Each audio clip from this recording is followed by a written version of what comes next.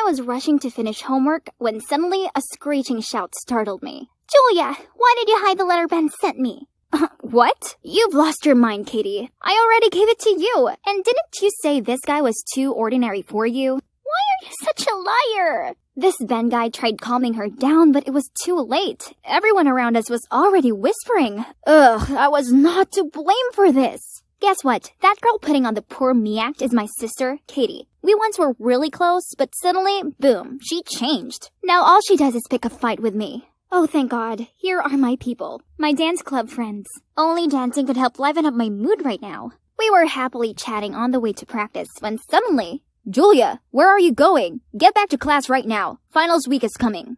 No way. You don't know how Katie just embarrassed me in front of the whole class. I'll never go back there. Stop making excuses. Then he dragged me back to the classroom. That's Max, my overbearing older brother. His catchphrases include, Julia, where are you going? Remember to come back before 9 p.m. You still have lots of homework to do. Or, Julia, come back and change your clothes. The dress you're wearing is too short. You see, I'm 16, not 6. Why does he keep treating me like a child? Worse still, this semester, he decided to move to my school to be able to watch my every step or something. Ugh, it's unbearable. After school, I came home exhausted, but unfortunately, this awful day was not over yet. Dad was there waiting for me, my report card in hand. Julia, there's not even a single B on here. Those dumb equations just wouldn't stick to my head. Dad, I've tried. Tried, you say? So it has nothing to do with you skipping school to go dancing, huh? Oh no, in her hand were a bunch of pictures of me practicing. Okay then, it's about time I let my parents know about my passion anyway. I think I want to pursue something else, which is dance. No, Julia, studying is the only way. I don't care what you do, as long as your grades improve. Please learn from your brother and sister. Study, study, study, study all the time! I angrily stormed upstairs and slammed shut my door. Then I heard my mom's voice whispering outside. Never mention dancing again, Julia. Give it up. That silly hobby won't do you any good. What does she know? She isn't even my actual mom. Yes, they're just mine and Max's adoptive parents. I bet if my actual mom and dad were still alive, they'd understand and not forbid me from following my dreams. But life is too cruel, as our parents died 10 years ago in a traffic accident. Then Max and I were in an orphanage until we were adopted and came to live here with our adoptive parents, a biology professor, a housewife, and their daughter, Katie. After a restless night of overthinking, the next morning I trudged through the schoolyard like a zombie. Suddenly, a tall figure crashed into me. Ouch! The guy apologized profusely. Then he told me he hadn't been paying attention as he was too engrossed in a cool video. Oh, this is our club's dance video I posted yesterday. We immediately started chatting. So, his name is Daniel. He's a new transfer student here, but already a big fan of our club.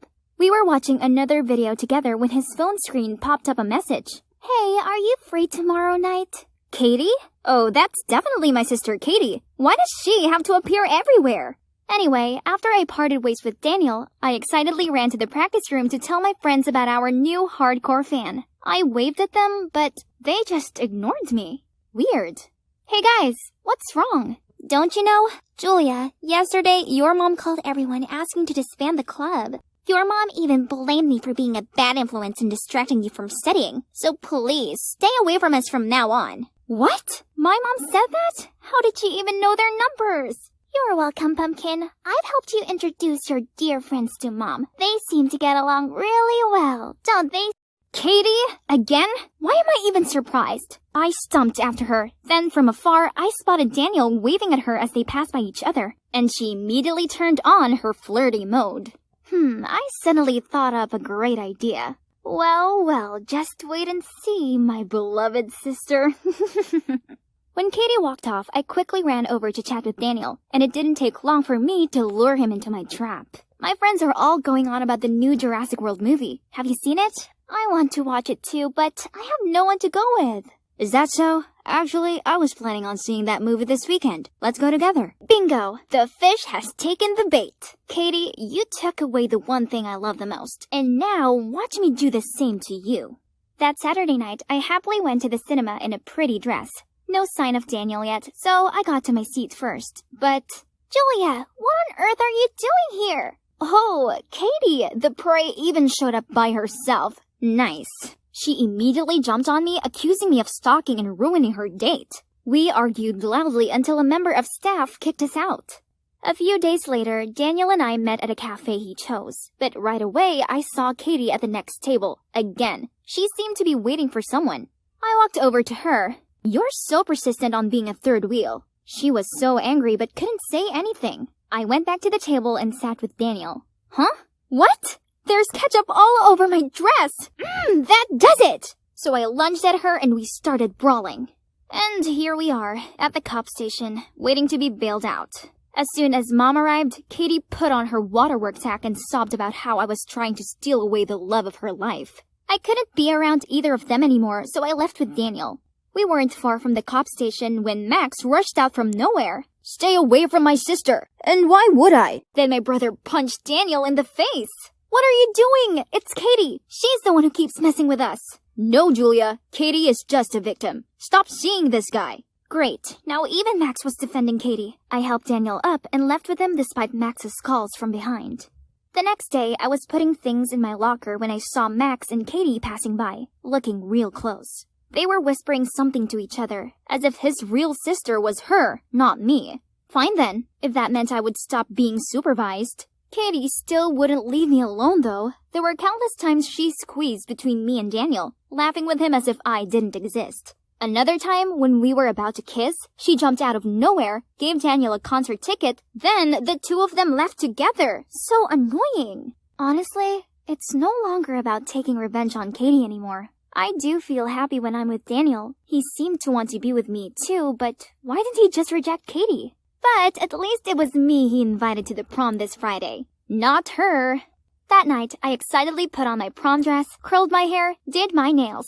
Everything's all set. Daniel would be here soon. I opened the door to go downstairs when, oh no, it had been locked from outside. My parents were on vacation, so it had to be my cruel siblings. I immediately called my parents, but all I received was, "You shouldn't be even thinking about prom, considering how bad your grades have been lately. Stay home and study." Right at that moment, there was the sound of an engine outside. I ran to the window and saw Katie getting into Daniel's car. I banged on the door and yelled, but only Max's voice came from outside. "Julia, that guy is not good at all. Just leave this to me and Katie." Why are you on her side and not mine? Why is everyone turning their back on me? I felt like such an outsider in this family, so from then on, I did my best to ignore them all. I passed without a word as Max and Katie gathered around our parents after their trip. Then I stayed silently in my room, ignoring Max's call outside the door. I also tried ignoring Daniel, but he continued calling me. "I think you've got the wrong number. I'm not Katie." "Huh? Julia, what's wrong with you?" Let's see. You left me alone and went to prom with Katie? "Oh, that? I already saw Katie waiting as I arrived. She said you'd already left for prom with your friends. I looked for you everywhere. I was thinking about you the whole party." Gosh, Katie is taking things too far. Even my poor Daniel has to put up with her stupid tricks. "Baby, what should I do to make you feel better? How about a road trip? Let's spend this weekend together, just us two." Honestly, all I need is Daniel's sweet voice to make my anger go away. I'd love that. I'm so sick and tired of being in this nightmare house. Being alone with Daniel felt amazing. After 2 hours of driving, we pulled up at a gas station to take a break, and he told me to pick anything I wanted. "This trip is on me. I have to make it up for my princess, don't I?" Oh, how did I get such a wonderful boyfriend? I stuffed my face with snacks as I waited for Daniel to return from the restroom. What's taking him so long?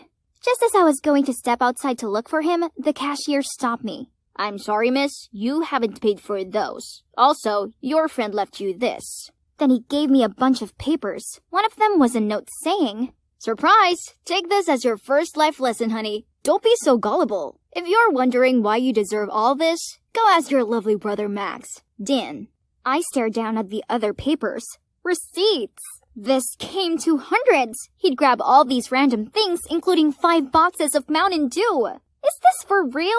How could this guy be the guy I was deeply in love with just seconds ago? I was on the verge of breaking down. But first, I still had this huge bill to pay. Oh God, where do I get the money for all this? Should I call my family for help? No way. I could already hear Max scolding, then my parents nagging, and Katie's scornful look. And so I begged the store owner to let me work here to pay back the bill. It's not so bad. At least I wouldn't have to go home. But only, I kept on messing up. I clogged the slushy machine so the floor was covered in sugared ice. I knocked over the sunglasses stand while cleaning and constantly counted change incorrectly. It was a disaster. Maybe if I'd pay more attention in math, it wouldn't be this bad. I tried everything, but all I did was create more trouble instead of paying back the money. Eventually, they kicked me out. And now all I can do is sit at this abandoned bus stop, not knowing where to go or who to find. Thinking about my life with my family before made me tear up. If only... Suddenly, a familiar car stopped in front of me. Dad! Julia, here you are. Everyone's been frantically searching for you. I'm so glad you're okay. Why did you scare us like this? I'm sorry, Dad. Dancing is my only passion, but I knew you wouldn't accept it. No, Julia. I'd never stop you pursuing what you love. I used to think you were just making up excuses for being lazy. Right at that moment, another car pulled over. It was Max, my mom, and even Katie. What on earth are you doing? If you keep acting like this, Mom and Dad will kick us out. Max, why would you think such a thing? Max let go of me, then hesitantly said, I know you take education very seriously, so I always try my best at school. Julia and I are just adopted, so... Actually, I'm adopted too. I've overheard this once from Mom and Dad. So ever since then, I was scared they'd love Julia more than me and throw me out. Oh, my baby, it's true. We adopted all three of you. This doesn't change a thing. You're our children and we love you all, and only wish for you to care and look out for each other. Whoa, this was all too much to take in. My emotions were all over the place and I didn't know whether to smile or cry. Secrets only make us misunderstand one another, so from now on, we won't hide anything, okay? On that note, I'm sorry, honey. Let me tell you all this one last secret that I've been keeping to myself all these years. It turned out that my adoptive mom was mine and Max's biological dad's ex. After our parents died, she offered to take us in. Our adoptive dad didn't know the story behind that, and he only knew about an ex of my adoptive mom who was a pro dancer. Mom was so afraid Dad would find out about me and my brother's true identity and be angry, so she tried her best to hide my dance talent. But she never expected her husband to be this generous and understanding. So, all problems were resolved and family peace was restored. Oh boy, I miss home so much. But now is not the time to go back. Us three siblings had one more important task. Expose Daniel. Can you believe that Daniel turned out to be my brother's best friend from his old school? Daniel misunderstood my brother's friendship for love, so when Max rejected him, he felt like a fool and started causing problems for Max. That's why Max transferred schools, but Daniel followed him there. Knowing Max loved his two sisters very much, he deliberately approached us both and played tricks to make us resent each other. After that time at the police station, Max told Katie about this and worked up a plan to expose Daniel. We found Daniel's current partner and invited him to meet them at a diner. Then we told him everything his boyfriend had done.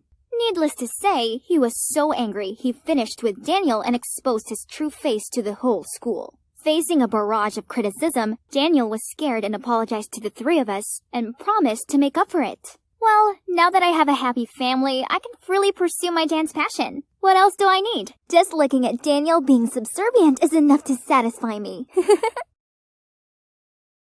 Hi, I'm Izzy, and my grandparents brought me up.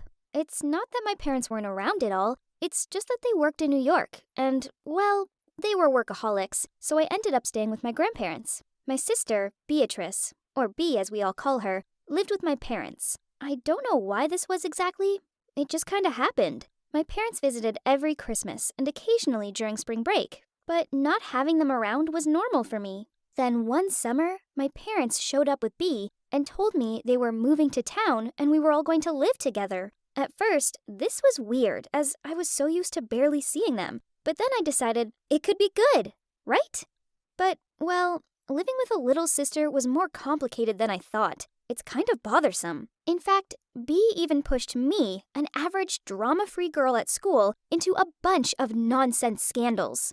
B's a sweet kid, but she's on the shy side and she can be a bit clingy. Probably because she still needed some time to fit into this new place, so she followed me and clung on to me all day long. But I just didn't get why she had to copy everything I did. I wore ripped skinny jeans, so she bought the exact same pair. I wore glitter pink lip gloss, so she did too. I got a new phone for my birthday, and she begged our parents until they caved and gave her one too. That kinda sucked. as I'd waited for ages for a decent phone, and she got one just by nagging. She had her own bedroom, but each night she came into my room and made me tell her stories about everyone at school, as she said this would help her make new friends faster. We'd chat about school, boys, friends, girl stuff. Then she'd fall asleep in my room. She stayed here pretty much every night, so in the end, our parents bought us bunk beds. But she then went and bragged about everything I told her to her classmates, so they'd think she's cool, since she got to hang out with seniors and knew their stories. One time, she leaked out the secret that my best friend Lee had a crush on Paul, and she told her friends that I was surely gonna be spring queen at the next prom. What? I didn't even think about trying out for that. Never! I'm not interested in that kind of attention. And obviously, the rumors got out. Lee stormed up to me, yelling and all, saying she never wanted to be friends again. I tried to explain things to her, but she didn't listen. And for the rest of the day, every time I walked across the hallway, the popular girls would smirk at me and say things like, "Who do you think you are?" Like, seriously, as if you could be spring queen? I hated this. I just wanted to have a normal, quiet life at school. I didn't like this attention, nor did I have any longing to be spring queen. This made me so mad. So later in the afternoon, I stormed into Bee's classroom during recess, dragged her aside, and told her to stop ruining my life with her big mouth. I didn't have much time to talk to her about exactly what had happened because I had to return to class, but I made sure to make my point and threw her a dirty look before I left. She looked pretty scared. I stomped back to class, but my tantrum didn't last long because during English Lit, my teacher paired me on a group project with 2 of my friends and Andy, the cutest guy ever. This was the perfect excuse to use the group study time to organize a meetup at my house. The plan was set. I just needed to come home, put on my cutest outfit, and wait for them to come over. I was so nervous that I didn't really mind about the feud with my sister anymore. I excitedly told her about Andy coming over, and she helped me tidy up my room and braid my hair. They arrived, and studying didn't last long. Soon, we were watching movies and playing games. Then Bee suggested we play 7 Minutes in Heaven. That's so childish, but the others seemed up for it. Besides, I figured it could work in my favor with Andy. We spun the bottle to decide, and when it was Andy's turn, Bee asked to spin it for him. Then she winked over at me and Andy. Then, to my horror, the bottle pointed at her. What was that? Is she stealing my crush too? This little brat. She and Andy went into the closet, and after 7 excruciating minutes, they walked out looking all smiley. I was so mad, but I kept my cool until they left. Then I screamed at Bee that she was a horrible, sneaky girl and to stay away from me. It got so heated, Mom had to come and tell me to stop. I slammed my bedroom door shut and even put my dresser in front of it so Bee couldn't come in. The next day, she tried apologizing to me, but I ignored her. She even left a candy bar on my pillow, but I just chucked it in the trash. To make matters worse, Andy approached me at school and went on about the fun he'd had at mine and how cool Bee was. What? So what exactly did those 2 do in the closet? This was awful. Then prom day came. I didn't have a date. Lee still wasn't talking to me, and trying to avoid Bee in my own house was draining. Then Lee called me up excitedly and told me Paul had asked her to prom. I was so happy for her, and we made up. She invited me over to get ready for prom at hers. I packed my dress, my makeup, but my eyebrow pencil was missing. I mumbled, "Ugh, Bee," as she must have taken mine again. I knew she was at swimming practice, so I went through her drawer to find my makeup stuff.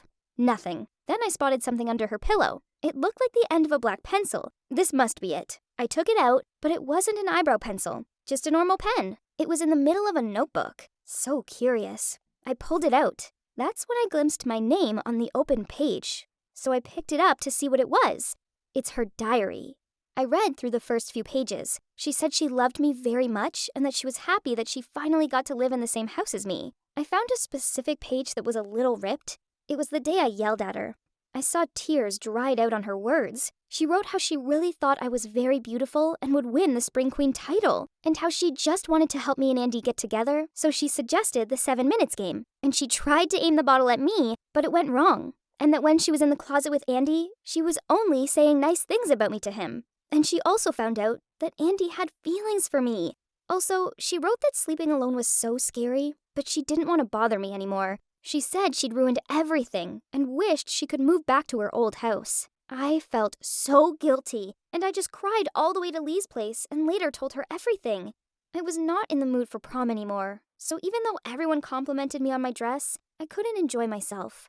Andy came forward and asked me to dance, but I couldn't quit thinking about B. I apologized to Andy for my bad mood, and he was so understanding. We ended up taking a walk outside, and I vented to him about how I'd misunderstood my sister. Then, suddenly, I spotted her with friends at the photo booth at the entrance. They looked like they were having so much fun, except for her. She looked so sad. I grabbed her arm from behind. She turned around, shocked, then quickly stepped back and went to leave, but I stopped her and told her I was sorry. I hugged her, and we both cried, and continuously said sorry to each other.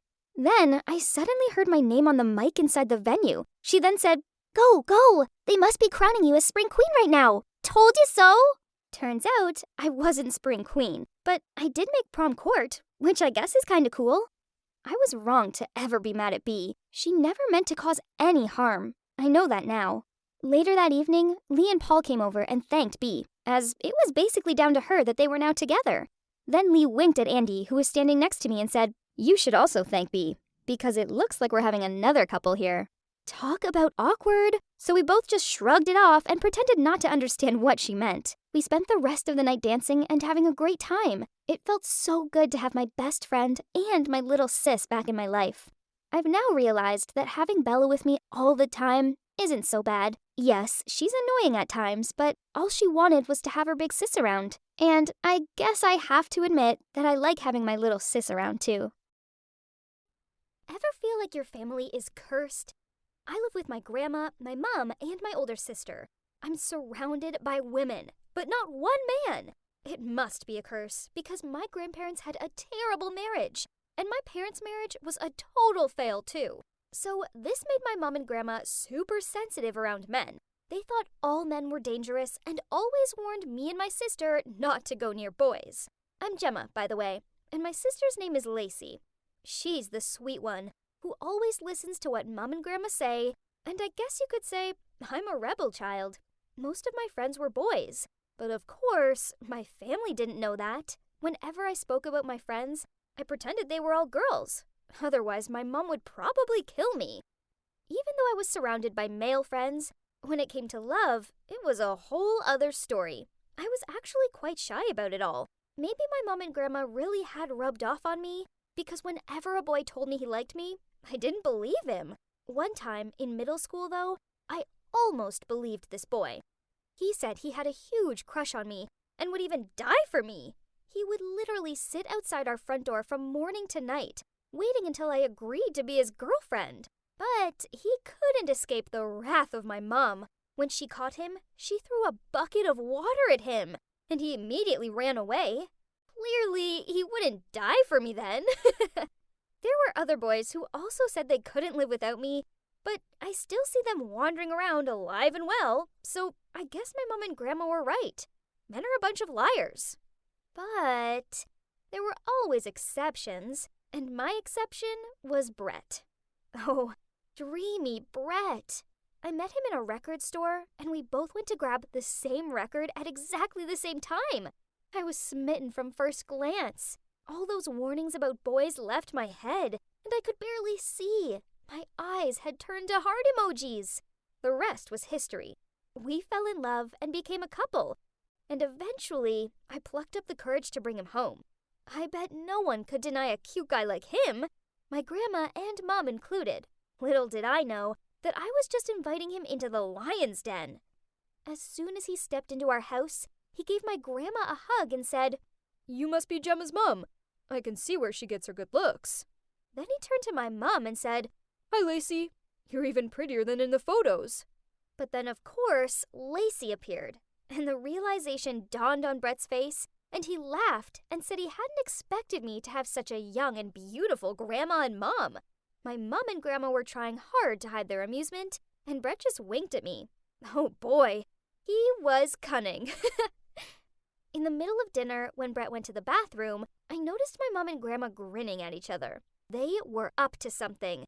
What if they'd put something in his food? I didn't trust them one bit and asked them what was going on. But they just smiled sweetly and said, "Nothing, sweetie pie." I took a bite of his mashed potato, and it was so salty. I asked them why they'd done it, and my grandma said, "We just want to see if he's a liar like all other men. Honey, let's see if he'll choose to be a polite or an honest man." When Brett came back, my grandma asked him if he liked her cooking, and he said, "It's delicious, thanks. I like that you don't hold back on the salt. Really brings out the natural flavors of the potato." Ha! That's my boy! Well done, Brett! My grandma and mom didn't end their pranks there, though. They were determined to make a fool of Brett. My mom asked him to help her get dessert from the fridge, and she'd put a fake plastic spider on top of the cake. She obviously wanted to frighten him, but he didn't fall for it. He just scooped it off and left it on the table. And then after dinner, my grandma asked if he wanted to join her for a post-dinner smoke, and he politely declined. It was clear they weren't going to find his weaknesses that easily. When we finished dinner, Lacey went up to her room. Shortly after, my grandma and mom suddenly said they heard someone was calling outside, so they stood up and came out to check. I could see their frustrated faces as they couldn't find any reason to forbid my love story with Brett, so they must be going out to discuss. I told Brett to wait in the kitchen while I went to eavesdrop on them, but as soon as I walked into the hallway, all the lights went off, and I heard someone kicking the door down. I was so panicked that I just uncontrollably screamed loudly and could not stop shaking, holding my head and screaming for help in panic. God, I could even hear a sound like a gun being loaded. We were about to be robbed? I just stood there, frozen in place. I was terrified. But then, I felt a hand on my shoulder and almost jumped out of my skin. But luckily, it was just Brett. He pulled me close to him while holding something like a candlestick holder. Then he was about to leave me there to face whomever caused this. But I was so scared that I just held him tight and started sobbing. Suddenly, the lights came back on. After being dazzled for a moment, I noticed my mom and grandma standing right there in front of me. My grandma shouted, "Who are you?" I didn't know what she was talking about, so I looked up at Brett and jumped. It wasn't Brett! It was some random guy. I ran towards my mom and said, "He's a robber! He has a gun!" My grandma just laughed and said, "There are no robbers, silly. This was just a test for your boyfriend. We wanted to see how brave he was." Then my grandma jerked her head towards the kitchen, and there Brett was, cowering under the table. Really? How did my mom and grandma expect him to react in such a dangerous situation? Anyway, it's such an embarrassment when seeing him like that. But wait, who was this random guy? Suddenly he spoke and said, Actually, I'm Chris, Lacey's boyfriend." My mom and grandma looked so shocked. My mom screamed upstairs, "Lacey, get down here at once!" Well, this was awkward. Turns out Chris and Lacey had been secretly dating for over a year. He even had a rope ladder that he used to climb into her room every weekend. I couldn't believe it. I glanced over at Lacey. This whole time, I thought this young lady was innocent and up there reading in her bedroom, when actually, she just pretended to be a true believer of whatever Mom and Grandma said and was sneaking around with a boyfriend behind all of our backs. Greater wisdom than me. Although, there was no denying that Chris was a good guy. As soon as the lights had gone out, he'd hidden Lacey in a corner and came down to investigate and take care of me, without worrying about the danger of it all. Poor Brett. He hadn't passed this test, but I couldn't blame him. As for my mom and grandma, they were so shocked, they couldn't even speak. Lacey asked them to accept Chris and give them official permission to date, but my mom and grandma just ignored her and went to their rooms. After that, Chris was over a lot, but my mom and grandma treated him in the same way they'd done with Brett, always testing him. One night, they even did a quiz to see how intelligent he was, and they even sent fake messages to Lacey's phone, pretending to be another guy to see how jealous he'd get. But he didn't fall for it. Him and Lacey were a solid couple. Poor Chris and Brett. They couldn't catch a break. My mom and grandma constantly said Brett was a coward and Chris was sneaky, and they were so rude to them.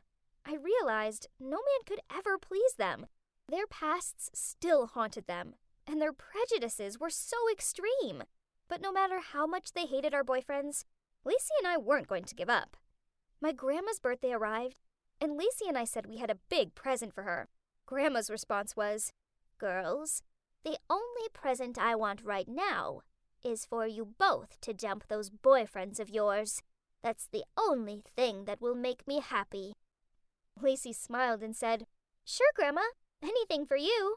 Then she pulled out a pregnancy test and said, "But Grandma, I'm having a baby with Chris. If it'll make you happy, though, I'll break up with him and raise the baby by myself, just like how you raised Mom, and how Mom raised Gemma and me."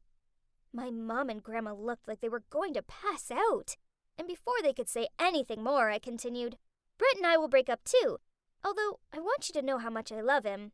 If you'd prefer me to be lonely for the rest of my life, I'll do it, because like you always say, men are poison. In fact, I've decided to become a nun. I'm quitting school, and I'll leave for the monastery next week." At this, my mom burst into tears and grabbed my hand and said, "Baby, no, don't choose such a lonely path. Stay with us." My grandma was also crying and hugging Lacey, saying, "Sweetie, don't be stupid. Your baby can't grow up without a dad. Chris is an amazing guy. Don't listen to me. He's great. I'm so sorry." So, there you have it. Lacey and I are still with Chris and Brett, and we couldn't be happier. Mom and Grandma have accepted them, and dare I say it, they're even nice to them now. There's just one small problem, though. How is Lacey going to explain the fact that her belly isn't growing? Wink, wink. Looks like my mom and Grandma aren't the only ones good at testing people. It must run in our family. Wish us luck.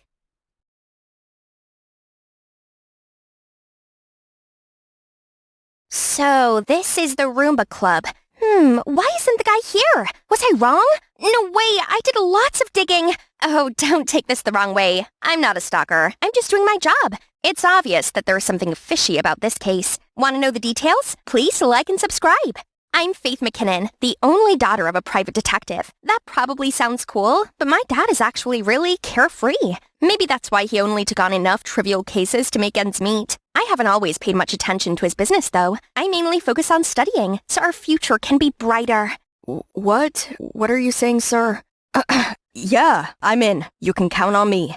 Faith, I just got a big job. A customer had paid him handsomely to investigate this case. A girl named Selena Martinez just had an accident and fell into a coma. But there was no CCTV on the road, and the heavy rain erased all traces. The police couldn't find any evidence, so they concluded that it was a traffic accident. But Mr. and Mrs. Martinez didn't believe it and suspected her boyfriend, Oscar Davis, was involved. Thus, they had to rely on my detective dad. Haha, looks like folks need my help after all. Me, McKinnon, can solve any case. Conveniently, those two kids go to the same school as me, so Dad asked me to keep an eye on them. Okay, nothing complicated, so I agreed. That's why I'm here. I heard Oscar loved Roomba and never missed a class, but why hasn't he shown up today? I was looking around when a hand patted my shoulder. What are you doing?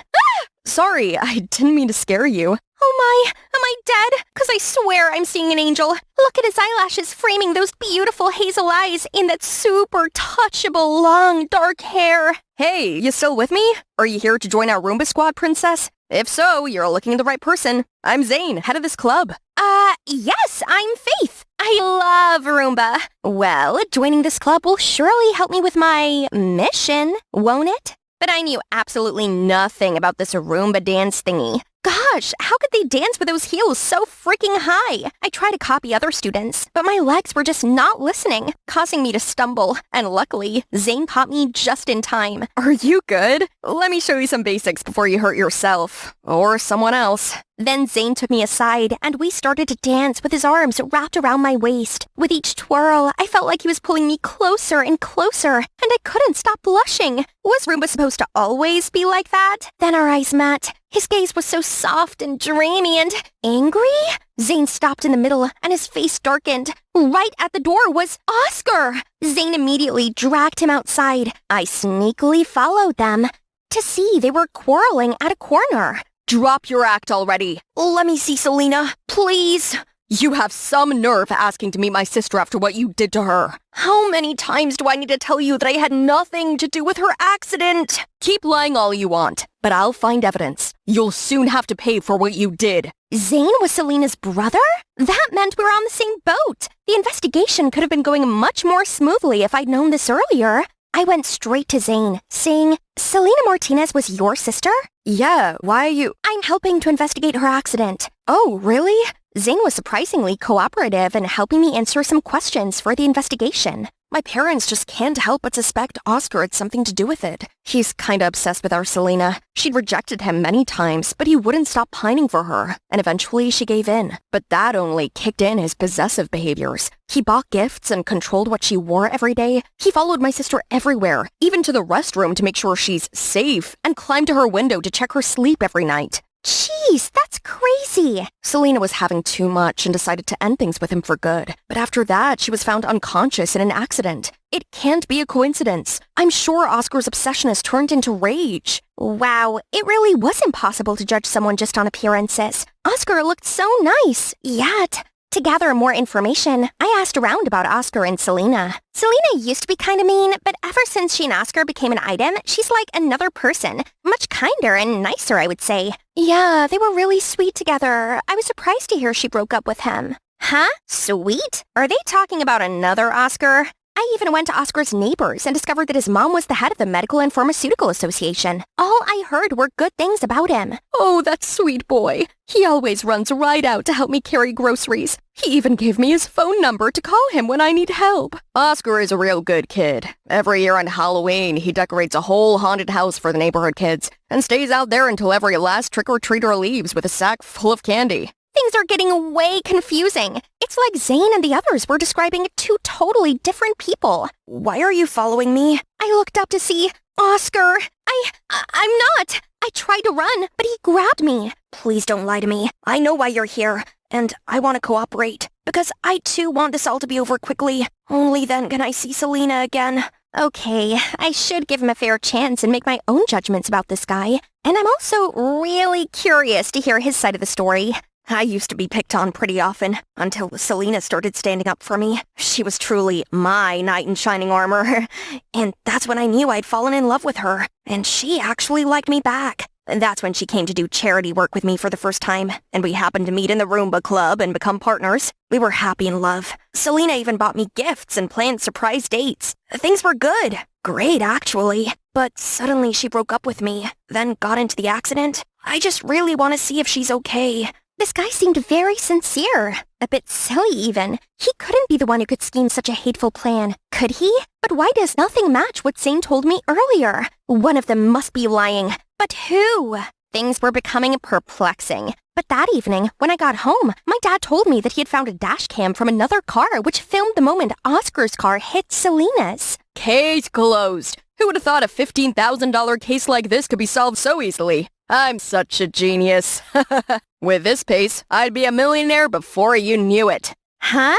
That's it? No, something didn't add up here. My gut was telling me that Oscar the Simp couldn't be the cunning and ruthless mastermind behind all this. The next morning, I was startled by Dad's loud excitement. I'm on a headline, baby! Turns out the video had spread like wildfire on the news. But that's not all. Another part of the story was also revealed. Oscar, Dr. Davis's son, loved Selena Martinez but was rejected, so he threatened to tell his mom to cancel their new medicine's license. Selena still resisted him, so her family lost the medicine's permit and suffered great damage. Meanwhile, Oscar got so mad that he caused the accident. So there's some family conflict involved too, not just teenage love? Seeing loads of angry comments, I was so worried that I immediately ran to the Roomba Club to find Oscar. There, I found Zane grabbing Oscar's collar. I always know it's you. How are you gonna deny it now? Wait, stop! Upon seeing me, Zane loosened his fists. You're gonna pay for this. I swear I didn't do it, Faith.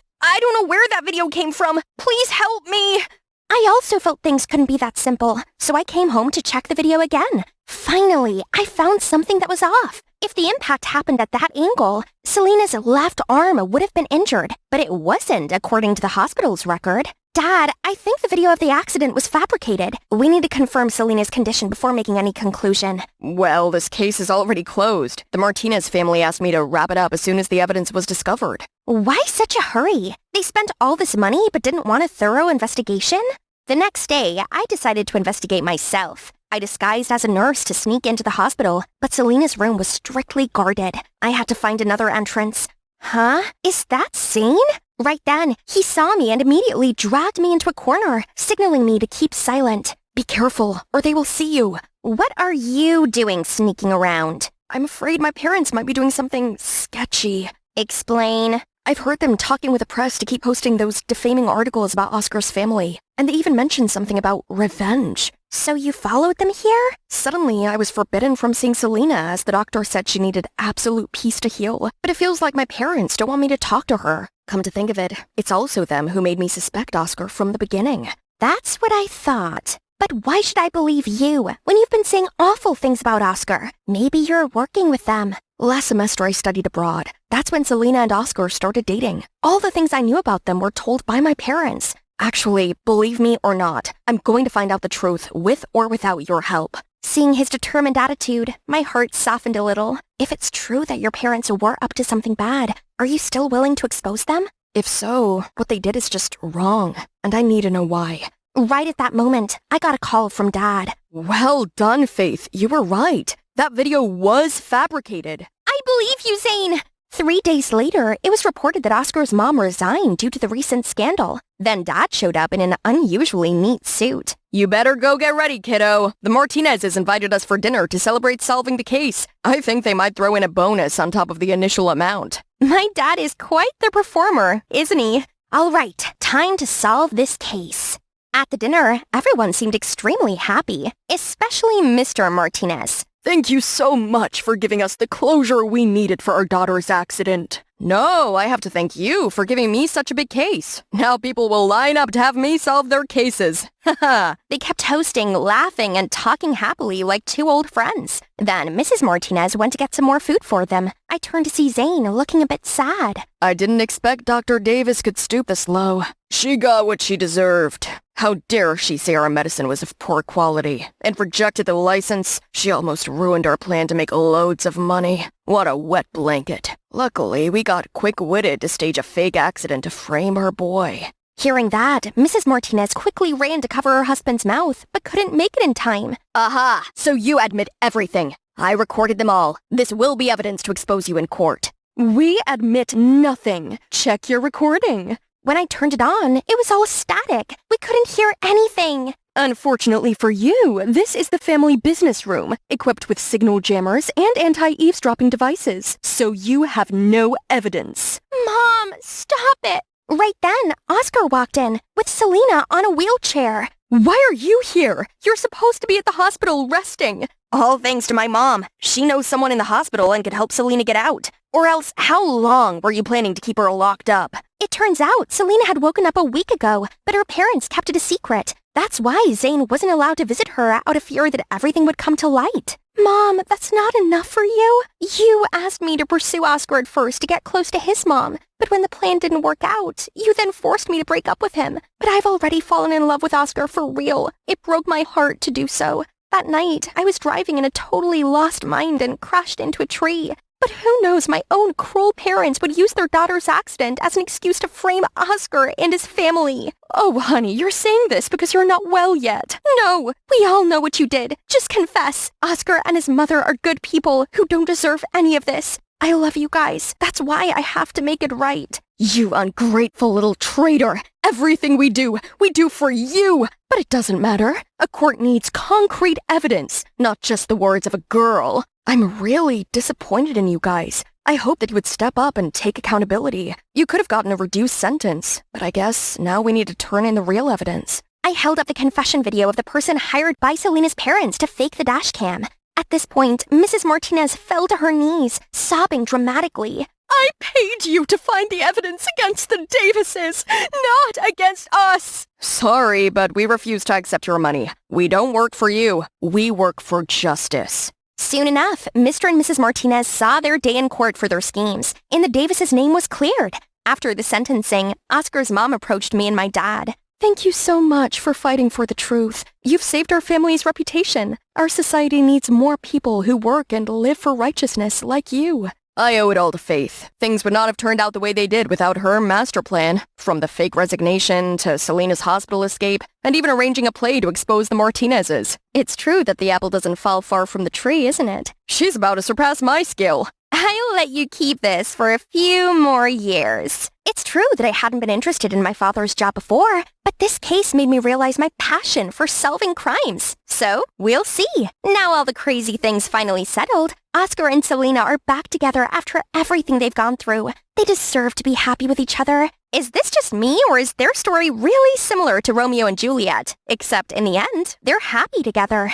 Suddenly, Zane walked up behind me. Wanna dance? Are you sure? You're the one who said I was a danger to myself and others. Then it's a risk I'm willing to take.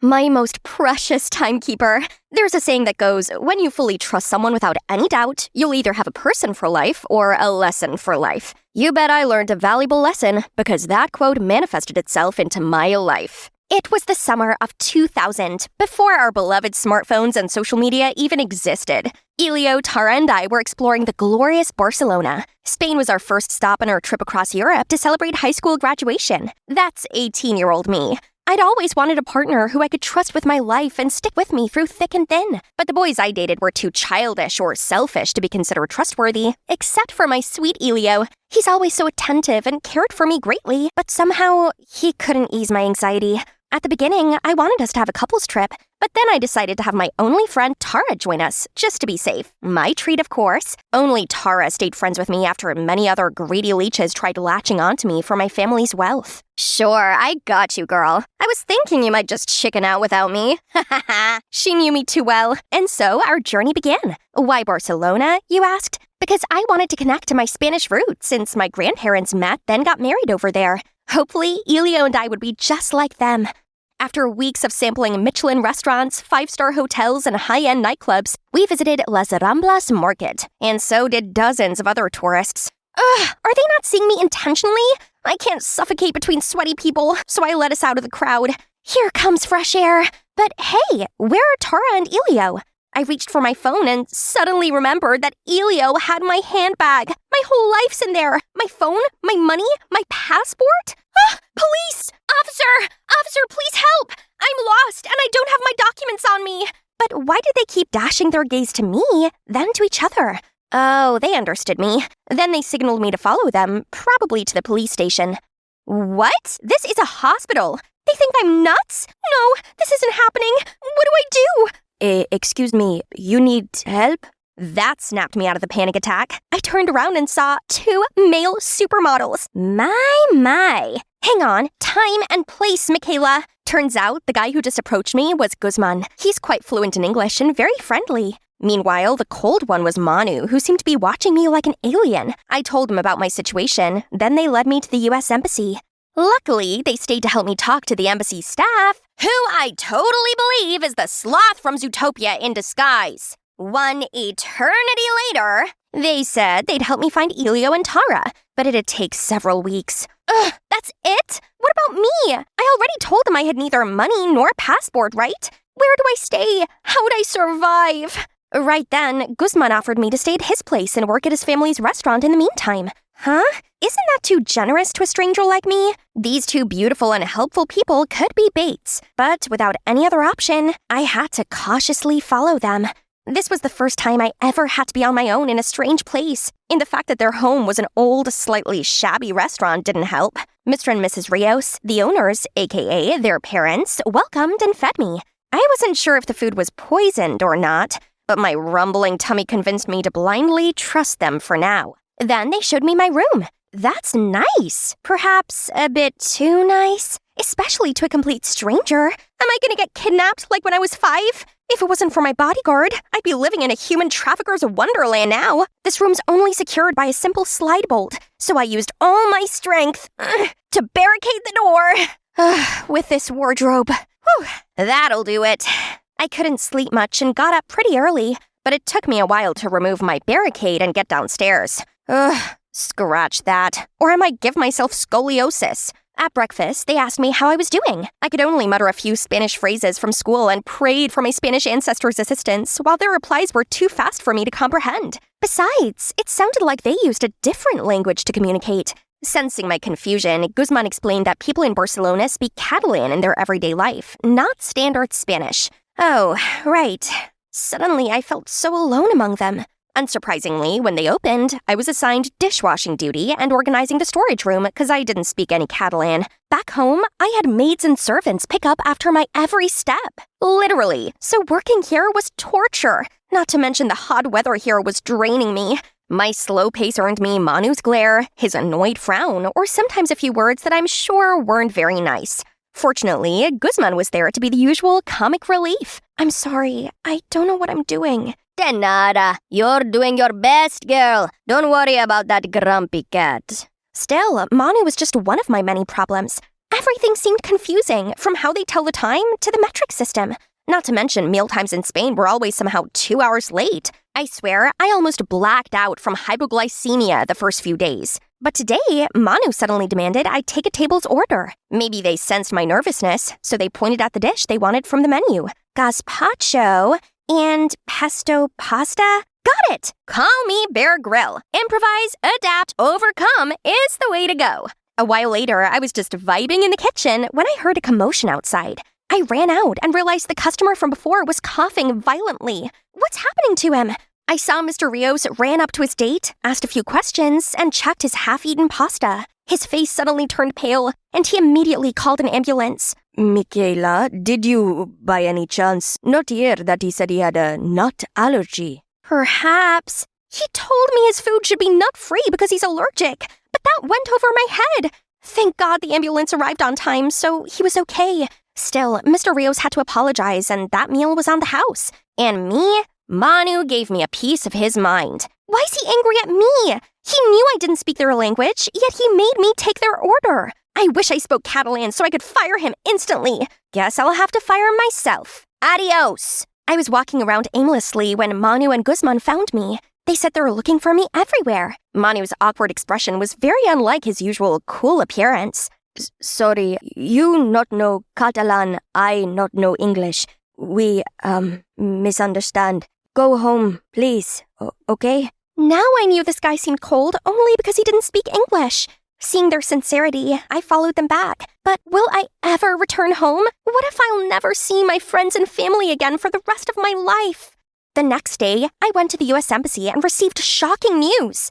Elio and Tara not only had already left Barcelona, but Spain. A week ago. Why didn't you inform me immediately when you found them? Oh, we were gonna do that tomorrow. They're gone anyway. What's so funny about that, you moron? Never mind, burning this place down wouldn't solve anything. My world had already collapsed. What did I do to deserve this? Why am I surrounded by cruel people? My paranoia was proven right once again. I can't trust anyone but myself. I relayed the news to the Rios and asked if I could live with them longer. They reassured I could stay as long as I needed. They can't reach you now either. They couldn't have abandoned you. Maybe they were looking for a way to help you. Chin up, Queen. Your tiara's gonna fall. This family's hospitality and positive energy are unmatched. Still, it saddened me that I couldn't return home just yet. A few days later, surprisingly, Manu offered me Catalan lessons. In return, I shall teach him English. He was a natural. I, on the other hand, felt like I was born with a wrong tongue. Whenever Manu got mad at me for making mistakes, I'd bombard him with questions as a distraction. Why do you use Celsius and not Fahrenheit here? Why Catalan and not Spanish? And what's up with siesta? I swear, it's like the entire city suddenly drops dead in the middle of the day. At first glance, my questions seemed to annoy Manu, but he actually answered all of them. I could see his iciness slowly melting. Time passed and my Catalan improved. Today, I even chatted with Manu's parents while working. They said this restaurant was established a few generations ago, and many troubled couples stopped by this place. But love always prevails in the end, because our food heals them all. Might sound romantic, but actually, that's because great-granddad liked being a love guru, while great-grandma wished to be a couples therapist. Since then, thanks to Manu and my coworkers, my life got a lot easier. Every time I messed up something, they'd offer help or guidance. One time, I got lost while delivering food and was gone for a long time. But when I got back, they didn't criticize me. One of them even joked that I didn't know the area because I rarely went out. So Guzman suggested we three go to the beach after work. Some vitamin C sounds like what I need. Huh? But only Manu was waiting for me after our shift. It's just us. Guzman's with his hot date. Guzman, you cheeky little schemer. Still, this isn't a date, right? Just two friends getting to know each other. I initially thought we're gonna walk along La Rambla and arrive at Barceloneta Beach, but Manu took me to Playa Badalona, which was a bit further away, but pretty much empty and splendid. Strange how TripAdvisor didn't mention this place. Manu brought out a bottle of cava, a Barcelona specialty. Wow, isn't it expensive? Are you sure I can have this? You worked hard and deserve to play hard. Aw, so thoughtful. He might make me blush. Then we toasted to my chaotic arrival here. That's the stuff. With Manu, I got to see an ordinary side of Barcelona. Not often do I get the chance to be somewhere this beautiful. I should be more adapting. Besides, if I wasn't here, I'd never get to observe this magnificent monument up close. Leave room for Jesus! Jesus! I mean, Guzman? He had a terrible date and came to vent. What were you thinking, Michaela? You have a boyfriend, remember? Eventually, my life here got more enjoyable. I kinda adopted the mañana mentality, so taking it slow became my motto. I now realized whoever invented siesta was a genius. People would sometimes burst into songs, as others would either sing along or dance to the music. Spaniards seem to value quality of life more than those in the States. Speaking of which, I still got homesick from time to time, and Manu's the only one who seemed to notice. You can talk to me anytime. Rest assured, we're all happy to have you here. Okay, I might have a teeny tiny crush on him. No, focus, Michaela. Think about Elio, your boyfriend. I wonder how he and Tara were doing. Speak of the devil, I saw them again that evening on a TV show about tourism in Marseille, France, and they shamelessly claimed to be a couple. I couldn't believe it. However, without my passport, I couldn't get to them. So I asked Manu and Guzman to go there, and they agreed. Girl, don't worry. I'm more than happy to bring those traitors to justice on your behalf. No matter what had happened, I'll be eternally grateful to them. My guardian angels. They returned after a couple of days with my stuff, but Manu said those two showed no remorse as they put all the blame on me. The moment I saw them, I knew those two were backpacking. Trust me, honey, they're penniless. But I still had questions, so I immediately called Tara, and chaos ensued. Tara said my paranoia and stubbornness tired her out, as they did Elio. We kept it to ourselves all this time because we didn't want to hurt you, but actually, it felt like a relief to not have you around. Did you know that we bonded over shared trauma? That's you. Good. I hope you two are happy asking strangers for money together. Tara, are you talking to Michaela? Mickey, wait! I can't listen to another word. There wasn't even any tears left in me. Manu sat down next to me. Hey, you got rid of those traitors. Why the long face? I'm fine. Don't mind me. I just lost the only two people I trust outside my family. No biggie. Come now, it's not that bad. Give up! What the? Oh, oops, my bad. Don't give up. I mean, cheer up. Don't laugh. I mean it. Since you got here, you've become a lot more independent, haven't you? You're quite a strong, resilient girl. He's right, and not just because I like him. I'd been so caught up in everything that I didn't realize I'd been entrusting my life to him, who I barely knew. I'd been relying so much on him and his family. Maybe it's not so bad knowing good people still exist. And this guy, he makes it so hard for me to leave this place. At the crack of dawn, I woke up to the deafening sound of helicopters? That's my family crest. My parents must have sent those choppers. A swole guy in black came up to me and said my dad wanted me home because I'd gone AWOL for far too long. Then he just grabbed me and we flew straight back to America. I begged him to turn around so I could say goodbye to Manu, Guzman, Mr. and Mrs. Rios, my saviors, but my pleading was completely ignored. I was finally home and went to college, but as a different person. I was determined to socialize more and befriend new people. And no, it's not just talks. I actually moved into the dorm to be surrounded by my peers. It's been a long time coming, but I learned to open up and keep my trust issue in check. I shouldn't pass up on companionship out of irrational fears. However, I couldn't take my mind off Manu. We didn't even properly say goodbye and had no way to contact one another. So I went back to Barcelona to look for him. But when I got there, his family said he'd just gone to the airport. Turns out, he went looking for me too. I immediately got in a taxi and headed to the airport. As soon as I arrived, I saw the earliest flight to America had already taken off. That's how my time abroad wrapped up. Michaela, mi amor, where are you? Yes, my love. That photo album again. I'm right here, eyes on me. Well, I couldn't figure out why you didn't board that flight. I just had a feeling that I'd see you again if I turned around. Call it telepathy. It's only 6 a.m., but Dad already woke me up. Hurry up, LaDonna. A huge storm's coming. Poor households await the city's plan for food and shelter. Oh, then what's the mayor's plan for my food? But Dad didn't listen and just drove away without letting me have breakfast. Well, I'm used to this anyway. A little backstory. We came from a long line of politicians. My grandpa, my uncles, all worked for the government. My dad actually broke with tradition and became a successful businessman. But I guess the apple really can't fall far from the tree. Last year, he took a sudden U-turn and moved back to his hometown to pursue a political career. And he was elected mayor. Since then, he had no time left for me.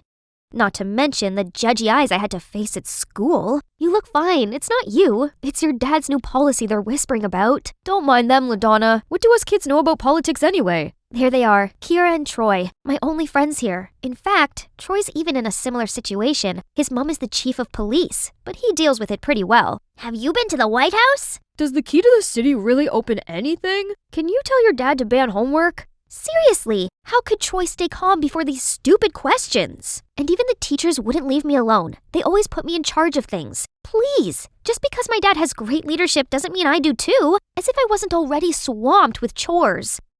Once the last bell rang, I rushed to the grocery store. Since Dad's always busy now, poor old me had to take up housework, and it's frozen meals all day, every day. But today he'd come home early for dinner, so I'm gonna throw a feast.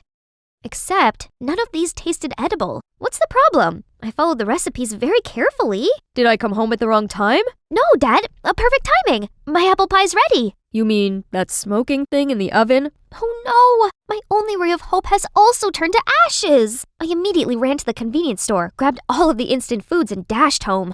But Dad's already fallen asleep. He must be exhausted. It's always been him who raised me, as Mom passed away giving birth to me. Now on top of that, he had to take care of this whole town. He needed a partner to share his burden, and I needed to be taken care of as well. Let's see, getting to know someone new with Dad's hectic schedule would be impossible. So maybe reconnect him with one of his exes? From my aunt, I learned he had 2 ex-girlfriends. One is Jade, his old classmate who's still single. 2 is Alva. No other information. Let's start with Jade then. Next day, I immediately told Troy and Kira about my master plan. That's my Aunt Jade. No way! It's fated! Suddenly, a group rushed towards us, babbling about my uncle being appointed temporary Secretary of State. Jeez, chill, guys! They kept flocking around, making me feel suffocated. Panicked, I ran away, and as I turned the corner, a hand pulled me back. Calm down. You're safe from that crazy crowd now. Thanks, but why did you help me? I've been in your position. I know what you're going through. Just like that, I found myself comfortably venting everything to her. It must be hard for your family of 2. That's why I'm finding him a wife. Oh, good luck to you then, sweetie. I have to go now. What a lovely lady. If only everyone could be like her. With Kira's help, setting up a date for Dad and Jade was a piece of cake. We both dragged them to the same restaurant, then cued some cliché matchmaking moments. Me and Kira quickly excused ourselves and monitored things from afar. They seemed to have a good time, but as we leaned closer... Huh? Inflation? Food security? Obesity epidemic? They'd been chatting about politics this whole time? Dad! That's exactly why you're single! On the way home, I constantly mentioned Jade, but Dad was nonchalant and switched the subject to his meeting instead. Ugh, another one in 30 minutes. I'll have to stay home alone tonight. As he dropped me off, he added, Find yourself a boyfriend first before trying to set me up. How annoying! I then called Kira to inform her that our matchmaking plan had failed, but it took her a while to accept it. You give up too soon. Is it 'cause you don't like my aunt? No, Kira, it's 'cause I know my dad. And if he said no, it's a no. Okay, now plan B. Alva. I did some digging and figured out the neighborhood where she lived. I'll go there tomorrow. So here I am now, completely lost. Except, isn't that the woman who helped me at school? I rushed over and thanked her for the other day. but she seemed a little off. After a lot of persuading, she finally told me the cause of her sorrow. A tragic love story. His family are all politicians, so they can't accept someone mediocre like me. I'm so sorry, but I'm sure you can find someone better. She shook her head, saying he'd recently moved back to town and was still single. That got her reminiscing about the good old days. But sadly, he's seeing someone else. Wait a sec. Is that a photo of you two? May I see? She showed it to me. My thought exactly. That's my dad. So you're Alva? Yes, but how do you know? Because you're my dad's ex. Just who I'm looking for. I shrieked in happiness, but strangely, she cried even harder, then hugged me. If that's your dad, then LaDonna, I'm not just his ex. I'm your mom. Hold up. What now? So, they were deeply in love despite my dad's family's disapproval. But when I was born, they got even angrier and kicked her out. Yet, this entire time, I thought my poor mom was no longer on this earth. Our reunion was cut short by Dad's call. I wanted to ask him everything ASAP, but Mom signaled me not to. Honey, don't tell Robert yet. Of course I look forward to our family's reunion, but I'm not ready to meet him. And perhaps neither is he. It'll be awkward for him and the woman he's seeing. No worries, Mom. There's nothing between them. The only woman for him is you. Having Mom beside me made my life so much better. She's a successful businesswoman, but still puts work aside to spend time with me. We went on picnics, shopping, watched movies together. And her cooking is the best. I devoured the grilled ribs in an instant. It's 1,000 times better than frozen food. When I'm around her, I can be myself without worrying about the public's eye. I wish I could skip class every day to stay home with Mom like this, but it's not that easy. At school, I excitedly told Kira and Troy all about my fun outings with Mom, but they looked rather uninterested. Whatever. Mom will pick me up later and we'll have a blast. Suddenly, buzzing talks from other tables cut off my thoughts. My cat eats faster than her. Indeed, our graceful princess. Guys, don't be fooled. She's in fact a delinquent who skips class all the time. Having a mayor daddy is so lucky. If we did that, we'd be kicked out right away. Those mean girls always have something bad to say. I headed toward them to settle this once and for all, but my father's words echoed in my mind. LaDonna, everyone judges me by your behavior. Ugh, fine. They're right, LaDonna. You've been absent quite a lot lately. I just want to be around my mother. A good mom would never tell her daughter to skip class. Think about it. There must be a reason for your whole family to be against her. What do you know? They were the bad guys who unreasonably looked down on her. Then why did your dad keep in touch with my aunt, but cut ties with her? So, Kira was still annoyed that my dad and her aunt didn't become a thing? How petty. I walked off, but Troy ran after me. Kira's just worried about you.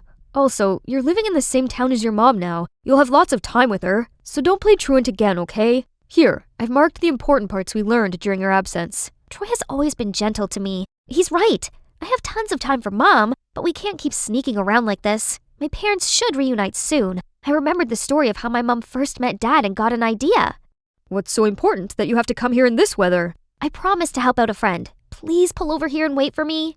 The friend I was helping was none other than Mom. I then waited a bit before telling Dad to bring me an umbrella because it's raining too hard. Now it's your turn. Go get him, Mom. And just like that, the romantic scene from many years ago was reenacted right before my eyes. My mom was soaking wet, dashed through the rain, then bumped into my father. My dad then bent down to help her up, looked right into her eyes, and dropped her on the ground? I was still in shock when Dad charged towards me and dragged me back to the car. How did you know that woman? I asked around. Just stop. Never see her again, got it? His extreme reaction was proof that Mom really mattered. They'll definitely get back together soon because they had me, their special bond. That night, I called Mom. She must have been really upset. It's all right, honey. I'm used to it. Your dad's family was... Never mind. Your birthday's coming. LaDonna, what do you want for a present? I just want you to be with me. Yes, sweetie. If only we could celebrate as a family. That's it! I insisted Dad throw me a huge birthday party. I invited all my friends and acquaintances. When the party began, I stepped on stage and thanked everyone for coming. Lastly, the biggest thanks goes to the people who brought me into this world. Dad, Mom, please join me. I believe you all know my father already, but my mother, Alva Garrix. The crowd began talking and pointing. Now Dad has to acknowledge her. Please, it's a misunderstanding. Miss Garrix here is only an old friend, and it seems she got along very well with my daughter, which is just adorable. Let's toast to our little princess's birthday. Unbelievable! He's fully committed to disregarding her. As the guests were busy chatting, Dad pulled me into a room. Ugh, he doesn't have the right to be mad here. Old friend? You're straight up lying. Elva is my mother. No, she's a gold digger. Look, there's no time right now. When do you ever have time for me? Dad just sighed, apologized, then sat me down to tell me that back when he first started his business, it failed, but he didn't want to ask his family for help. Mom berated him, saying he was a dumb loser who wouldn't take advantage of his family's power. Unable to change his mind, Mom left after I was born. No, that's not it. I'm sorry, Robert. I shouldn't have shown up here. It's all my fault. She suddenly passed out. Panicked, Dad and I put her in bed. That night, I checked on Mom constantly, then fell asleep next to her. I was awoken by my phone's notifications, so I quickly went out to check to not wake Mom. Oh my, hundreds of articles about my dad came up. His old photos with Jade and with my mother were all over the news. The press was saying that he's a wolf in sheep's clothing. Dad's bombarded with calls from dozens of news outlets. It's her. Only Elva has these photos. Dad, look! How could such a frail person do anything? Suddenly, I saw a figure at the door to Mom's room. Dad and I tiptoed over, then grabbed them. Aha! Gotcha! Huh? Kira? Kira claimed that my mom's very suspicious, so she had to keep an eye on her. I swear she's faking it. I heard her on the phone just now. Enough, Kira! You're out of line this time. I don't want such a petty friend. Leave! Kira didn't say another word and just left. So did my dad. The protest at 4th Street is still going strong? All right, I'm coming. It's always work, work, work. Do these strangers matter more to him than his wife and kid? The next day, Troy asked me to meet up at the park for some update. So I unloaded everything onto him. I can't believe my dad rejected Mom just to save face like that. He's not making as much money as when he had his business. Why is he so dead set on this job? I used to think like that about my mom too, but then I realized that she wasn't doing her job for money or fame, but simply contributing to society. I now entirely support her because it's her life's purpose. It might be the same for your dad. What Troy said lingered in my mind. It does make sense. If Dad's all about glory, there's many other ways which don't require him bending over backwards day in and day out like this. Troy's always been understanding to his mom. And me? I've never been supportive of Dad when he had to juggle between his job and me. When I got home, Mom was nowhere to be seen, except a letter on the table. Mom said she's terminally ill and didn't have much longer. That's why she risked everything to be with me. But now her health worsened. She didn't want me to witness her pitiful condition, so she left. I immediately called her. It's dangerous in this abandoned construction site. Please don't come. I just need you to know I love you, LaDonna. I immediately knew where she was when she said that. I rushed over, but at the entrance, a scary-looking crew approached me. Don't worry, sweetie. They're our friends. Just listen to them. They wasted no time tying me up, then called Dad. As soon as he arrived, Mom dropped her act. Turned out, she planned to approach me right after knowing he was elected mayor. Her wish to rekindle with us was just to use Dad, but it didn't work on him, so she's pushing things this far. Sign here and our daughter will be safe. Many people will go bankrupt if that's signed. Don't ever think you could fool me. You couldn't care less about your daughter?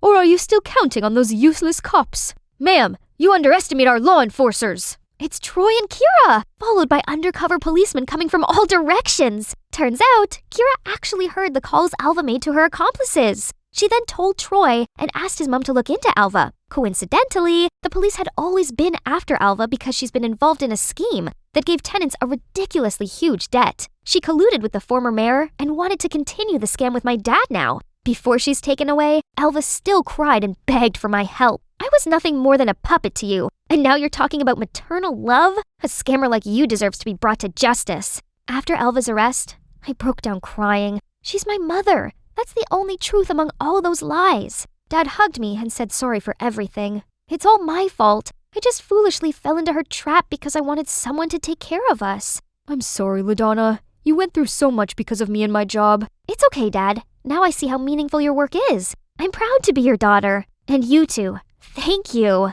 I decided to sign up for a cooking class to better support Dad, and this banquet is the fruits of my hard work. But before he could even sit down, an emergency call came. He gave me a sorry look, but I gladly said, "Bye, Dad. I'll save you some." I was a little bummed out, but it's his job after all, and if he can't be changed, why not learn to enjoy it? Moments later, these hungry hippos already came. But hey, this just came to my mind. How about Troy's mom? She's also single and would look great with your dad, right? Nah, I've realized he already has a love of his life, serving the community. He's very happy with his choice, so I'll leave him be, for now. That's right. Besides, we can't be family. At least, not yet. I was tidying up my room when a call came through. Oh, my big sister! She lives with Mom, so I've not seen her in a year. Blair! It's been a hot minute. How have you been? Hi, Kiernan. Well, not so good. Mom left. Oh no! What happened? Then Blair told me it's due to Mom's debts. She had run away from the loan sharks and left my sister behind. That's awful! So I told her to come to Portland and live with us. She agreed to come, but then I realized that Blair staying here wasn't really down to me. Oh well, it's not like I could leave her in danger, right? So later over dinner, I told my family about Blair's current situation. Oh, how terrible! Yes, Blair must come and stay. Yay! Their kindness didn't surprise me as my stepmom and stepsis, Chrissy, have been lovely to me ever since I moved in. You know what's even cooler? Christy is a rising teen pop star, but she's so sweet. We've grown super close, and she even told me all about her secret boyfriend, Damien. They'd been together long before Chrissy became famous, and had since kept their relationship out of the public eye. This is so exciting! I haven't seen Blair since our parents split. This guest bedroom is going to be hers, and we're living under one roof again. Blair's basically my alter ego. She's pretty, outgoing, and popular, while I'm more of a homebody. Come to think of it, I see a lot of Blair and Chrissy. They're both so extroverted and confident. They'll get along just great. But to everyone's surprise, Blair showed up looking completely different. Wow, it seems like living with Mom, a party animal, had clearly influenced Blair. Hello, Blair. I'm Stacy, and this is my daughter, Chrissy. Welcome to Portland. You must be tired from your trip. Let me take your bag. Sure. Huh?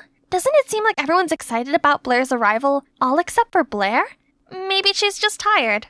I showed Blair her room and helped her unpack. Oh my god, they're unbearable. How can you stand living with them? They think they're so much better than everyone else. What? Blair had only spoken to them for 5 seconds. Why she disliked them so much already? Give them a chance, they're really lovely. Blair's probably just stressed out from all the mom stuff. Hopefully, with time, she'll see how great stepmom and Chrissy are. Only things didn't get any better. After class, both Chrissy and Blair came up to me. Hey, wanna hang out? I asked her first. Oh, then we can all go together. Sorry, Chrissy. It's just that we haven't seen each other in ages, and there's a lot of catching up to do. Maybe we can go to Sephora tomorrow to check out that new Anastasia palette you like. Sure, have fun. Then Chrissy left. I'm sure she really wants us all to hang out. Oh, please. She thinks just 'cause she's popular, she can always get her own way. She's mid. Okay, maybe it's best not to mention either of my sisters to one another to avoid World War III. Things went on like that for a while. I took turns to hang out with Blair and Chrissy. Once when Blair was chilling in my room, I noticed her smiling at her phone. Seemed like our homegirl had finally found something fun to enjoy around here. I excitedly asked her what she was watching. Look, isn't he cute? He goes to our school also. Wait, no, it can't be. That's Damien, Chrissy's secret boyfriend. If Blair learns that the girl she hates is her crush's girlfriend, all hell will break loose. I think I'll ask him out. Really? He's so popular he must have hundreds of girls wrapped around his finger already. Besides, what if he's not into you? You'll only be rejected and get hurt. What do you mean? Am I not pretty enough? Oh, I see. You think that a popular guy like him is only suitable for your famous, fabulous other sister, Chrissy, don't you? No, that's not what I mean. You're gorgeous. In fact, out of his league. You deserve a guy who has time just for you. So why bother competing for attention from someone like him? Okay, thanks. But he's my type. I'll ask for his number Monday morning. Oh no, I just accidentally encouraged Blair to ask out Chrissy's boyfriend. I can't reveal that Chrissy and Damien are secretly together, but I can't let Blair steal someone else's boyfriend either. What a mess. I tossed and turned all night. Then when I woke up, I decided I'd just have to make Blair stop liking Damien. I don't condone catfishing, but right now it's the only way. Hey there, Blair, right? It's Damien here from math class. What you doing? A few seconds later, Blair replied, Oh my god, I was just thinking about getting your number. Looks like the first steps of my plan are working. I texted Blair as Damien regularly. I made sure he was a man of 1,000 red flags. But for some puzzling reason, Blair seemed smitten with him. I gave him a seriously challengeable temperament. He could throw a tantrum one moment and become sweet the next. Then I photoshopped Damien's selfie into a photo of a messy bedroom, then sent it to Blair. Surely she couldn't abide by a narcissistic, messy guy like him. I'm so sorry, Damien, but I have to save my family. Huh? What? She sent back a picture of her room being messier than ever. She's always the clean freak around here. I had to see with my own eyes. Hey, may I borrow your hair curler? And what's with your room?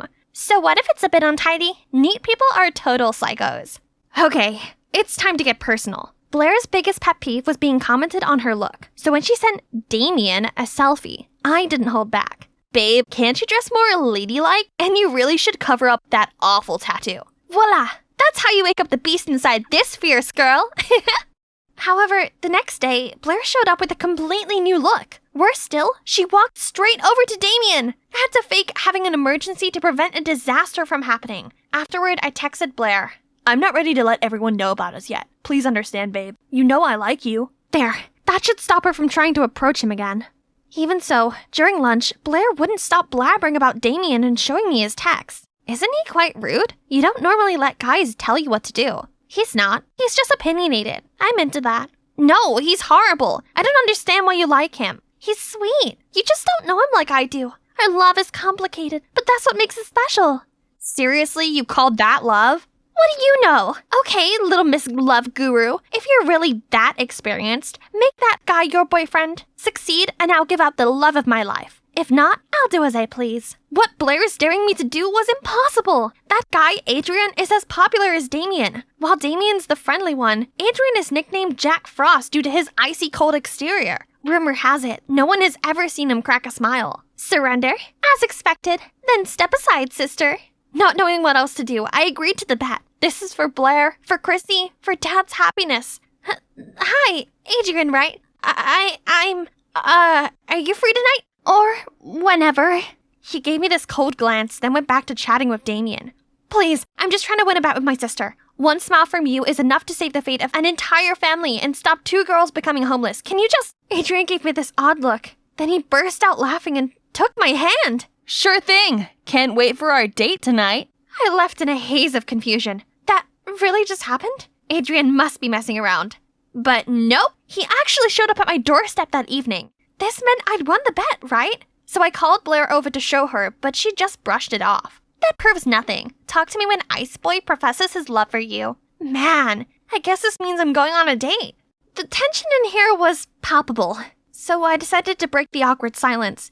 Hey, where are we going? I mean, this isn't actually a real date, is it? It's definitely real. You insisted. I must have looked so dazed that he continued.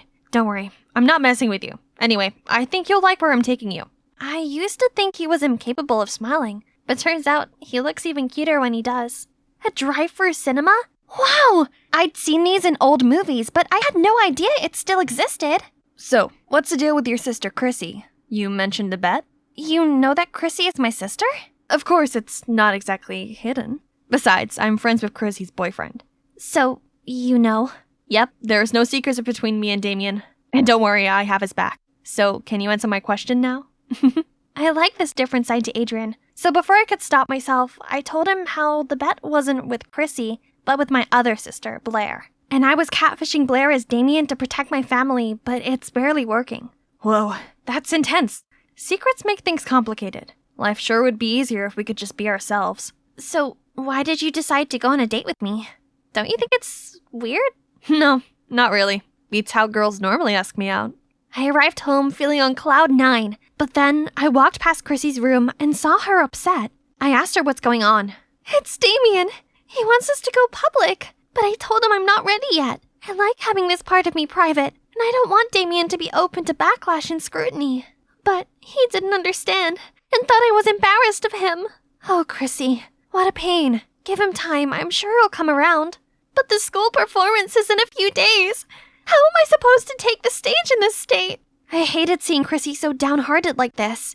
And I thought about Adrian and what he said during our date about honesty. I don't know much about the pressures of fame, but I do know that your feelings for Damien are real. I don't think love is something that you should hide. Honesty is the best policy. It might be hard at first, but you can get through it together. Now, come to my case, I should also follow my own advice and put an end to my catfishing before it gets out of hand. I tried hard to think of the best way to break this to Blair while we were walking to school the next day. After much hesitation, I pulled her aside before entering school for a talk. Only, before I could get to the main part, Damien walked past and oddly, Blair didn't do so much as to blink. Seeing my confusion, she said, "Yesterday he ignored all of my messages. You're right, I deserve someone better. Anyway, what did you want to tell me?" "Oh, my date with Adrian was amazing. It all happened because of you, so thanks. And sorry about Damien. It's okay." That's strange. Did my smitten sister really just give up that easily? But anyway, at least it's all over now. And I don't even have to come clean anymore. The day of Chrissy's performance arrived. Me, Adrian, and Damien had backstage access. Actually, I'm here for emotional support as Chrissy is about to tell everyone about her relationship with Damien. This is a surprise for Damien too. He just thinks we're here to get a better view of Chrissy. She slays the performance and the audience adored her. Thanks everyone. Thank you so much. Actually, today is an extra special day because I have something. But suddenly Blair stormed onto the stage and snatched Chrissy's mic. How about making it even more special with this breaking news? Everyone, she's had a secret boyfriend all this time. She made the poor guy hide in the shadows so she can keep her squeaky clean image. She's lied to you all for years. Is someone like that worthy of your support? Blair ran off as soon as she finished. Boos start coming from the crowd. Many people began commenting on the situation in true TMZ fashion. What is this, 2009 VMA? No way! My Chrissy is taken? Meanwhile, Chrissy had a panic attack and froze there on the stage. I didn't know what to do. Neither did Damien. Luckily, Adrian kept calm and grabbed the walkie-talkie, connected to Chrissy's in-ear. Chrissy, listen to me. In times like these, there's only one way out, and that's confronting the truth and taking back the narrative. I looked at Adrian and realized something about my own problem. More on that later. For now, let's see how Chrissy handles this. Well, there goes my big reveal. Yes, I'm in a relationship. But I only kept it quiet because I wanted to separate my personal life from my professional one. Being a public figure and a teenager at the same time is not as easy as you might think. So I didn't want to drag my loved one into that life too soon. On reflection, maybe this wasn't the best way to deal with this. I won't hide anything from my fans anymore, and those who truly support me won't judge or speak badly of my decision. Everyone, I want you to meet Damien, my boyfriend. The audience went wild! Aw, this is so cute! But I still had one more problem to deal with. Blair! I looked everywhere and finally found her hiding under the bleachers. Blair, it's just me. Please come out. I started to talk about what just happened, but Blair didn't want to hear it. I know everything! You tricked me because you think I'm an idiot. La la la la la la! I let her finish her outburst and calm down. Then I apologized and told her the truth. I only did it because I didn't want you going after a boy who's already taken. I know, I went about it in a completely wrong way. But I just wanted to keep our family together. I love you, and I don't want to be in the middle of your jealousy towards Chrissy anymore. If you just gave her a chance, you could have just been honest with me. This is all because you prefer Chrissy over me, don't you? No, of course not. I just wanted to protect you, and for there to not be any more conflict between you and Chrissy. I'm so sorry. Please forgive me. Actually, I'm not jealous of Chrissy because she's famous and gorgeous. It's actually because you guys are really close. We used to be that close when our parents divorced, and now it's like I've been replaced. Blair's honesty touched me in the feels. I gave her a big hug, but then realized that we weren't alone. Actually, I'm jealous of you, Blair. You're all Kiernan ever talks about, and I feel that, even though we're close, I can't compete with her real sister. Oh, so the tension between them wasn't just over a boy. It was actually over me. To me, you're both my real sisters, and I love you dearly. Come on, sisterly cuddle. Oh, by the way, how did you know that I was pretending to be Damien? I overheard your conversation with Chrissy. It didn't take much digging around to figure out it was you texting me, not the real Damien. While we're at it, I find it worrying you were still into him after all those red flags. In future, please let me vet your dates first. You're too easily blinded by good looks. Oh dear. That's why us girls have to stick together, especially when it comes to boys.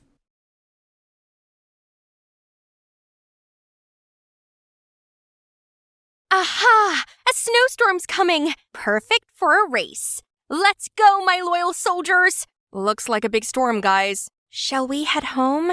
Scared already? Cowards! I was born and raised in the snow. This is nothing. Then I signaled for Bam and Holly to speed up, but they stopped and barked non-stop instead. Is that pile of snow moving? I hurriedly ran over to check. OMG! It's a boy!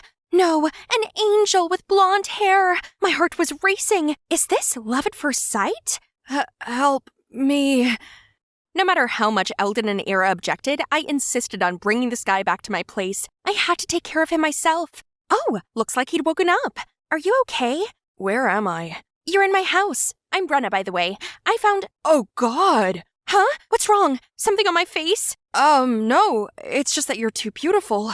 Like a real-life Snow White. Then he said his name's Beavis. He came here to travel, but unfortunately was met by the snowstorm. Yeah, it's gonna snow heavily in the next couple of days, so you should stay here until you recover. After a few days, Beavis got better, so I showed him around, on the sledge. Although Bam and Holly were practically just walking, Beavis still freaked out so much, he huddled up against me. Hold on tight, I'm speeding up. We went up a hill, then through a pine forest and arrived at, ta-da, probably the biggest frozen lake he had ever seen. I taught Beavis how to drill a hole in the ice, then he excitedly dropped the fishing line.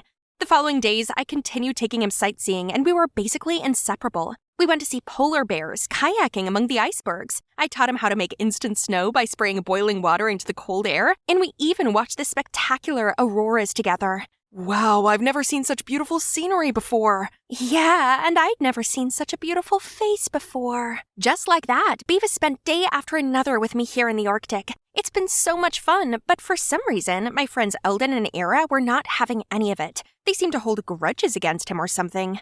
One time when I was arranging supplies in the root cellar, I heard Beavis's ear-piercing scream. I hurriedly checked and saw a white fox dashing out, followed by giggles outside the window. You're such a chicken, big city boy. It's just an extra-large kitty. Then Eldon and Heir burst into laughter. Ugh, can those two show a little hospitality? At dinner, I cooked him my signature dish as an apology to Beavis for those naughty friends of mine. He was totally cool about it and even told me stories about his friends back at home and about their lives in Florida. Whoa, it sounds so magical. I wish I could lounge around on a beach and soak up the sun while enjoying my coconut drink too. I went to sleep dreaming about the beautiful urban life. Suddenly, a knock on my bedroom door woke me up. I stumbled to answer it and saw Beavis. Hey, Brenna, could you take me to the toilet? It's too dark outside and that fox might come back. How cute! He's really good at coming up with excuses to be with me. While waiting for Beavis, I planned out what we're gonna do tomorrow. As he got back from the outhouse, I couldn't contain my excitement and told him right away. Hey, I'm all better now. Maybe it's time for me to go home. Huh? Why so sudden? I'm sorry, but I really can't take this anymore. No, how could my first love end this fast? It hasn't even started. Brenna, it's so tough for me to live here. I don't want to boil ice every time I need a cup of water or go to the toilet out in the freezing cold. And how tiring that we can only go around on sleds. But even if we had a car, there's literally nowhere to go in this gloomy place. But still, I've endured it all this whole time because I can't leave you. I think I'm in love with you. Beavis, How about you going to the city with me so that we could stay together? Oh my, it turned out that we both have feelings for each other, but because of that, he had to suffer in silence. Such a sweet guy. And it's true, he wasn't built for this harsh climate. He didn't belong here. The next morning, I told Eldon and Heir that I wanted to hang out in Miami for some days. Brenna, I don't think it's a good idea. That pansy boy must have coaxed you to do this. Don't buy those sweet words. I tried my best to explain how nice and polite Beavis was, but they wouldn't listen. Girl, he got you all blinded. You've only known him for a few days, not enough to tell what kind of person he is. Can't believe you're just one of those shallow girls. Who are you calling shallow? Yeah, right. I was blinded. Blinded by his kindness. Then I stormed off, leaving Eldon and Heir behind. I just worry about you. Yeah, right. Worry? Or are you just jealous of me? I came home to a shivering Beavis. He couldn't stand this freezing weather anymore, and I couldn't bear seeing him like this either. So I told Beavis that I would go with him. Look how happy Beavis was, and I too was excited to visit his hometown. It's gonna be fun. It took only less than 2 days for us to arrange things out, buy the tickets, ask Heir to look after Bam and Holly, and we're good to go. After a long flight, we're finally here. It looks like a completely different world in front of my eyes. Crowds of people are rushing left and right. Suddenly I spotted something. Oh, that looks just like my Holly. What a spoiled husky. At that age, my two buddies were already the best sled dogs in the area. Oopsie. City folks don't seem too friendly, do they? Huh? What else? Why is it moving so fast and non-stop? While I hesitated to take a step, Beavis suddenly carried me up in the air. Don't worry, I got you. Oh boy, he's so sweet. Beavis then got me transformed into a city girl. He took me shopping, then got my hair dyed. I really like my silky black hair, but Beavis said this looked better on me. This too, baby girl. This is a tattoo parlor, isn't it? Seeing my confusion, Beavis explained that couples here usually get tattooed on important occasions, and today marks the first day that you walk into my world, so I want it imprinted in my heart. So Beavis and I got matching tattoos that he chose. A weird-looking red shape behind the ears. It might not look pretty, but was definitely unique enough to be special for just us two. Once we were done shopping, we went to a luxurious villa. Oh my, is he taking me to his parents? I'm so nervous, not sure how I should behave when Beavis comforted me. They were nice. Don't worry, just do as they tell you to. Just then, the main door opened. Everyone turned to look at us, full of excitement. This must be the first time Beavis took his girlfriend home then. Hello, everyone. Suddenly a man walked straight over and lifted my chin. Very similar, but that. Just look at her birthmark. It's Demi. Thank goodness. Our beloved daughter has returned. I was still processing everything when everyone rushed to hug me and bombarded me with questions. I turned to Beavis for help, but where is he? What's going on? I tried to explain that I was Brenna, born in the snowy Arctic. Both my parents had passed away, and this was my first time leaving my hometown. But to no avail. My precious daughter, Beavis told us everything. You fell in the woods and had a concussion, so you're having a temporary memory loss. Just get rested for now, okay? Oh, where is Beavis then? I gotta ask him something. Don't worry, your savior will be well rewarded. You'll see him tomorrow. Everything happened so fast, I'm totally lost. But the most I could do now is to wait until tomorrow. I'm sure Beavis will clear things up. Upon catching sight of Beavis, I immediately unloaded it all onto him. Shush, just listen to me first. Turned out, Beavis worked here for the Atchley's family. He escorted their daughter, Demi, on a trip to the mountains, but she ran away. Mrs. Atchley was utterly furious about this and used his ill mother to blackmail him into finding Demi. That's why he risked going out into the snowstorm where we met. But why me? I have nothing to do with Demi. You and Demi look just like twins. When I saw you, I couldn't believe my eyes either. I did what I did because I was worried for my mom. I hope you can forgive me and help us, please. I'll soon find Demi. So, you were only using me? No, I'm truly in love with you, Brenna. I didn't want to be away from you, and you deserve a much better life here, with me. But... Just wait until I find Demi. Then we will run away and live happily together. Poor Beavis. He seriously had the worst luck. If I were him, I guess I would do the same. So I reluctantly lived as Demi. Luckily, her parents thought I lost my memory, which made it not too hard to be her. One day, I received a text from Eldon. I suddenly remembered that I'd been away from home for almost a month. I wonder if Bam and Holly miss me. To say I was not one bit homesick would be a lie. But there's no way I'd speak to Eldon. So I called Ira to catch up on things and asked for her help in the search for Demi. It had been a few days already, but neither Ira nor Beavis had heard anything about Demi. Feeling too restless, I went for a walk in the garden. Wait, what's that noise? Eldon? See what you got yourself into, idiot. Told ya, I saw right through him. Why are you here? And what are you talking about? Ira already told me. Beavis obviously only sees you as someone else's replacement. He doesn't love you. Let's go home. No, let me go. Stop bothering my girl. Leave me alone, please. You're only making things worse. This place has everything and it's much better than a hellhole in the middle of nowhere. Live there all you want. Don't drag me down with you. Eldon immediately let my hand go. He didn't say another word but gave me a disappointed look. Was that too much? Well, he's the one who kept sticking his nose in others' business. Who is he to control me? After that day, I still saw him lurking around the mansion sometimes. So annoying. Who in their right mind would be out in this scorching heat? Today, Mrs. Atchley, suddenly took me shopping. I guess having a family like this isn't too bad, huh? She said tonight I was attending an important dinner party, so I had to put on this tight dress along with a pair of killer heels. They looked pretty good, but I really couldn't breathe. Jeez, how can anyone do this? It's literally harder than walking on thin ice. Ah! Phew, that was close. Thank you, sir. Careful, I can't be around to protect you all the time. Eldon, why is he still so kind to me? I wanted to say something to him, but Mom already signaled for me to hurry up from afar. I rushed to the car, leaving him there. Thanks to Mom's preparation, the guys there were staring at me without blinking, especially this special guest. Mom told me that I was supposed to be smiley and friendly to Otis, but how was I supposed to do that when he kept rambling all these boring stories? My eyes wandered around, searching for Beavis and an excuse to leave. What are you looking for, sweetie? The most important person is already right in front of you. Ugh! I pushed him away, then ran off. There Beavis is. We should get out of this boring place. Oh, Mrs. Atchley's here too? What? That's it? I risked being in danger just to find her and bring her back to you. Don't take me for a fool. I'm only her stepmother, but I can tell that girl isn't Demi. I just let you off since she resembled her quite a bit. You're in no position to demand. But didn't you get Otis all smitten also? Isn't that all you care about anyway? So give me my money. I had to rack my brain to sweet-talk that girl into coming here. That means your sickly mother doesn't exist either, does she? Oh, sweetie, you've heard it all. So what if that's true? You won't get a dime. I'll expose your scheme. Where are you going, sweetheart? It's bedtime. So my phone was confiscated and I'd been locked in this room for 3 days straight. They wanted me to give in and date Otis, but no way. I tried every possible way to escape, but always ended up getting caught. One morning, I was woken up by dogs barking. Annoyed, I went to the balcony to check and saw Eldon, and bam!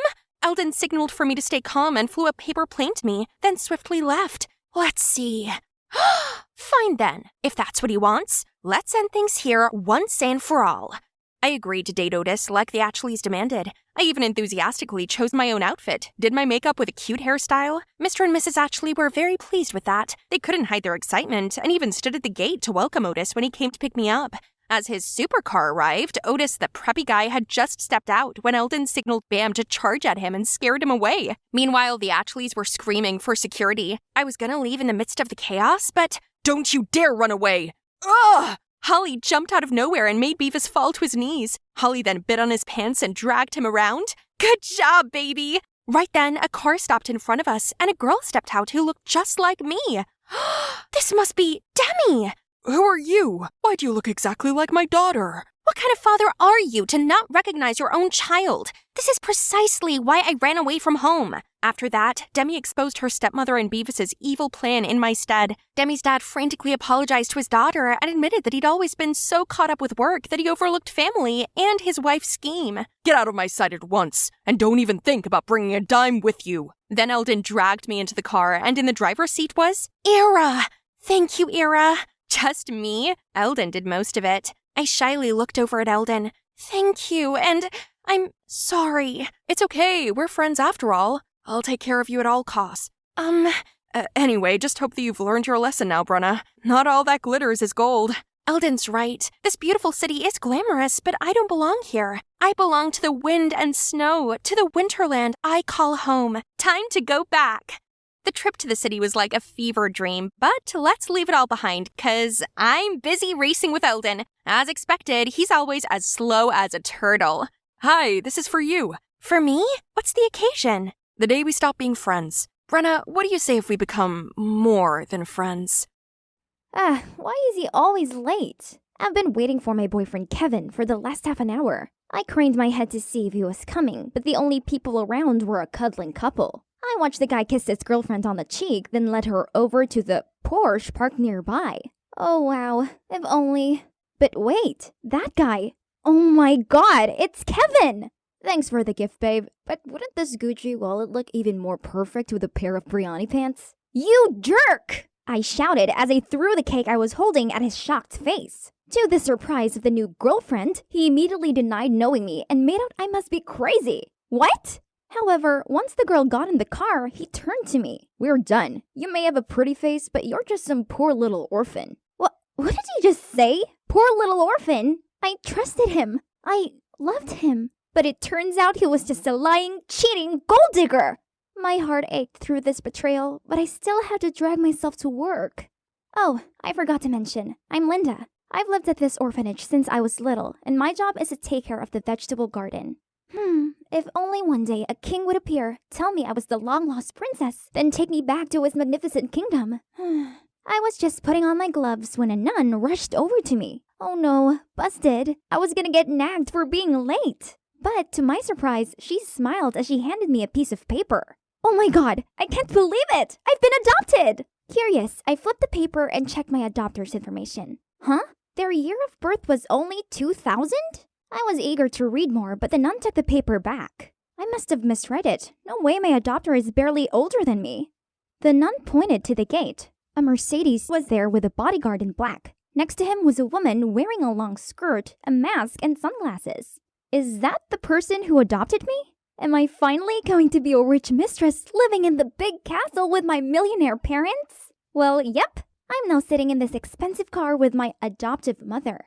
I was so excited. But the whole ride, she didn't say a word. And this weirdness continued until we stopped in front of this incredible mansion. As soon as we entered the place, a maid hurried over and bowed to us. Only then did my foster mother turn to me, take off her sunglasses, and say, "I'm Martha. Welcome to your new home, my daughter." Oh, she sounds so young. So she must really be born in 2000. But this girl, who's just my sister's age, just called me daughter? That's so weird. This definitely would take some getting used to. Then Mom told the chauffeur to start the car as it was time for my makeover. Wow, another car? Huh? Isn't that a limousine? This was insane! And boom, here I am at a luxury beauty salon. I didn't know what half of these shimmering, expensive-looking products were. I let the beautician do her thing, and boom again. When I opened my eyes, a stranger stared back at me. Wow, with his curly blonde hair and layers of makeup, I looked at least 5 years older. Oh man, goodbye my cool blue streaks. Before I could complain, my new mom handed me an outfit. Wait, what is this? This dress is super tight and short. I feel like an Egyptian mummy in it. As for these high heels, ugh, how could anyone walk straight in these things? But seeing my mother's satisfied eyes, I tried to force a smile. I'm a noble lady now, and this is just how we dress, right? Finally, dinner time. I used to think that places like this only existed on TV. Oh, look at these numbers. One meal here costs more than our monthly expenses at the orphanage. Wow, it didn't take long until the waiter brought out these fancy-looking dishes. But Mom's still wearing a mask? I was about to ask when she ordered a portion to go, then told me to just eat and she would wait for me. Why though? This was so awkward. Why was she so insistent on keeping her mask? But that's not the only strange thing. Today, I returned to school. Still the same old school, but Mom insisted this muscular bodyguard accompanied me everywhere. I couldn't even go to the restroom in peace as he stood guard outside. It's great I've been adopted and all, but I can't carry on being controlled like this. It's so embarrassing. I have to negotiate with Mom. So I made her some squash soup to break the ice. I knocked on her door a few times, but no response. So I opened it, intending to leave the bowl on her table when suddenly someone held my wrist. It was Mom. She looked at me with scary eyes. "How dare you enter my room without permission? Where are your manners? I made some soup for you, and I forbid you from entering my room again. I will not repeat myself on this." Okay, geez. Why was she so sensitive about it? I wonder what she was hiding there. So, that was a failure, and I still have this living statue following me everywhere. It's lunchtime, yet thanks to him, no one would ever sit with me. I needed to escape him before his presence suffocated me. What should I do?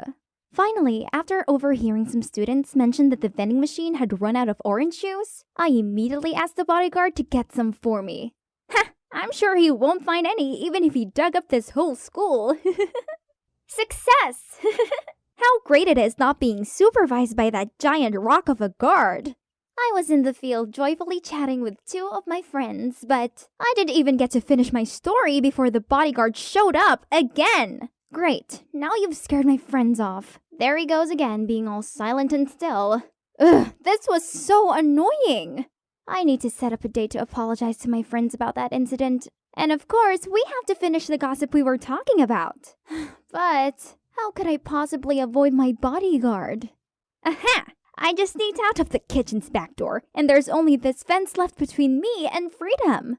Oh no, the stupid alert system! The bodyguard was rushing toward me, but thankfully, I made it through.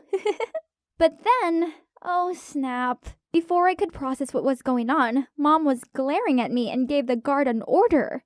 Take her back to her room, immediately! As soon as I was tossed back into my room, Mom started yelling. What is this rag you're wearing? Maids, throw these ghastly clothes away at once. From now on, you'll only wear what I allow you to. And you must not go outside without my permission. Is that clear? Then she slammed the door shut. What? Why was she being so unreasonable? I couldn't live like this. I needed to talk to her. I barged into her room but didn't see her anywhere. I took a look around and noticed a picture of a girl, but why does she look exactly like me? Who is this person? What's happening here? Mom angrily sprinted towards me and grabbed the photo frame. I tried to take it back, and as we were pulling about, I quickly took a chance and snatched her mask. Surprisingly, her wig also came off. Oh my god, Martha looks exactly like me! Except there's a mark on the side of her face. Martha, what's going on? It took a while for her to calm down and tell me everything. Turns out she was due to marry her dream man, but then she was diagnosed with hypochromia, a condition that affects red blood cells and can result in skin pigmentation. She worried if her fiancé found out, he would cancel the wedding. Then she found a picture of me that my orphanage posted on their fan page. Stunned by how similar we looked, she came up with the idea of asking me to replace her on her big day. What? How dare she use me like a tool? I was about to leave, but then she got on her knees and started sobbing. Please help me. I must marry him. Then you can go home. I have lots of money. You can have as much as you want. Please, this marriage is everything to me. I'm truly in love with him.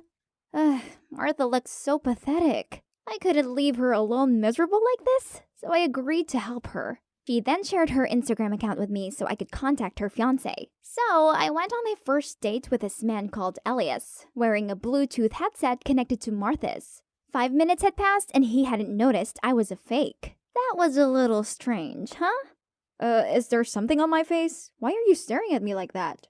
Oh, sorry. It's just you look even more appetizing than this beefsteak. And you're far prettier than the last time we met, Maddie. Every time I set eyes on you, I feel myself blossoming.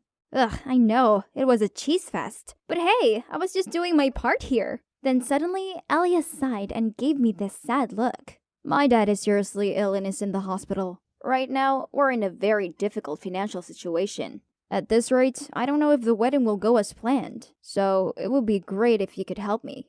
Yes, of course. I will help you. Don't worry. Oh boy, what a simp Martha is. As soon as I delivered the line, Elias immediately got up and said he must go to the hospital to take care of his dad, leaving the bill to me. Something about all this seems fishy to me. The next day, I waited for Elias at a cafe. He was late and rushed in, looking all flustered. Honey, did you wait long? You have the money, don't you? I gave Elias the bank card and a small gift box. I wanted to cheer you up, so here's a little something extra. Yeah, Martha had begged me to deliver this gift box to him by hand, saying that his family situation must have stressed him out tons, so she wanted to comfort him. What a rich people thing to do. Oh, a Rolex! Pumpkin, thank you. This watch will surely go well with the Valentino shirt. What a pity I don't have one yet. Wait, I think I'd heard this somewhere before.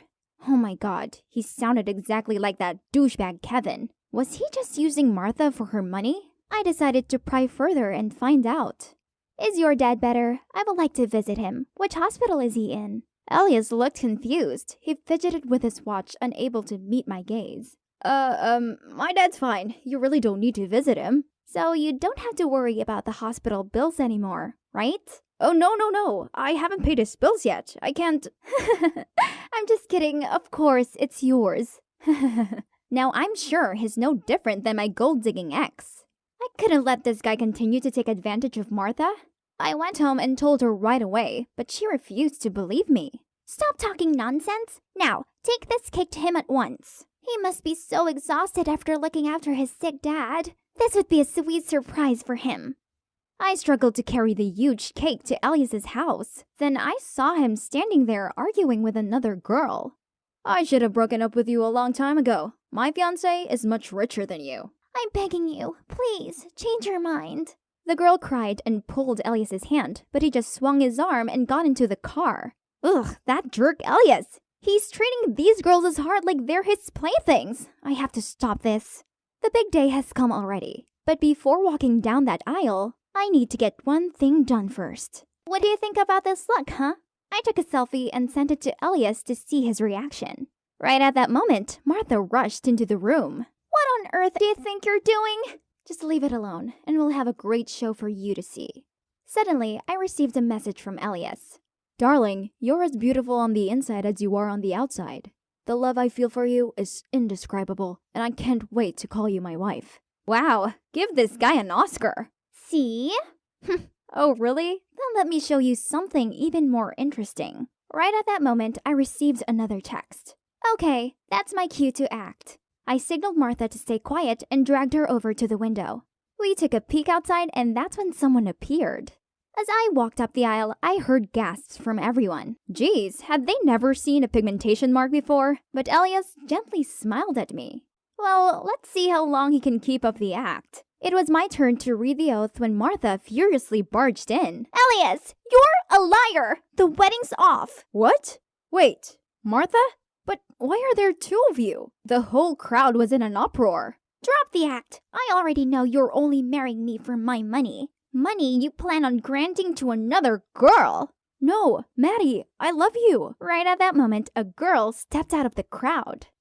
You truly believe I'd ever get back with you? Not in your dreams. All eyes stopped on the pathetic, panic-stricken Elias. Ha! Take that, you lying gold digger. Oh, the girl looks familiar, right? She's Ruby, Elias's ex. On that day, I followed Ruby and told her everything about Elias' gold digger ways. Then we came up with a plan to expose him.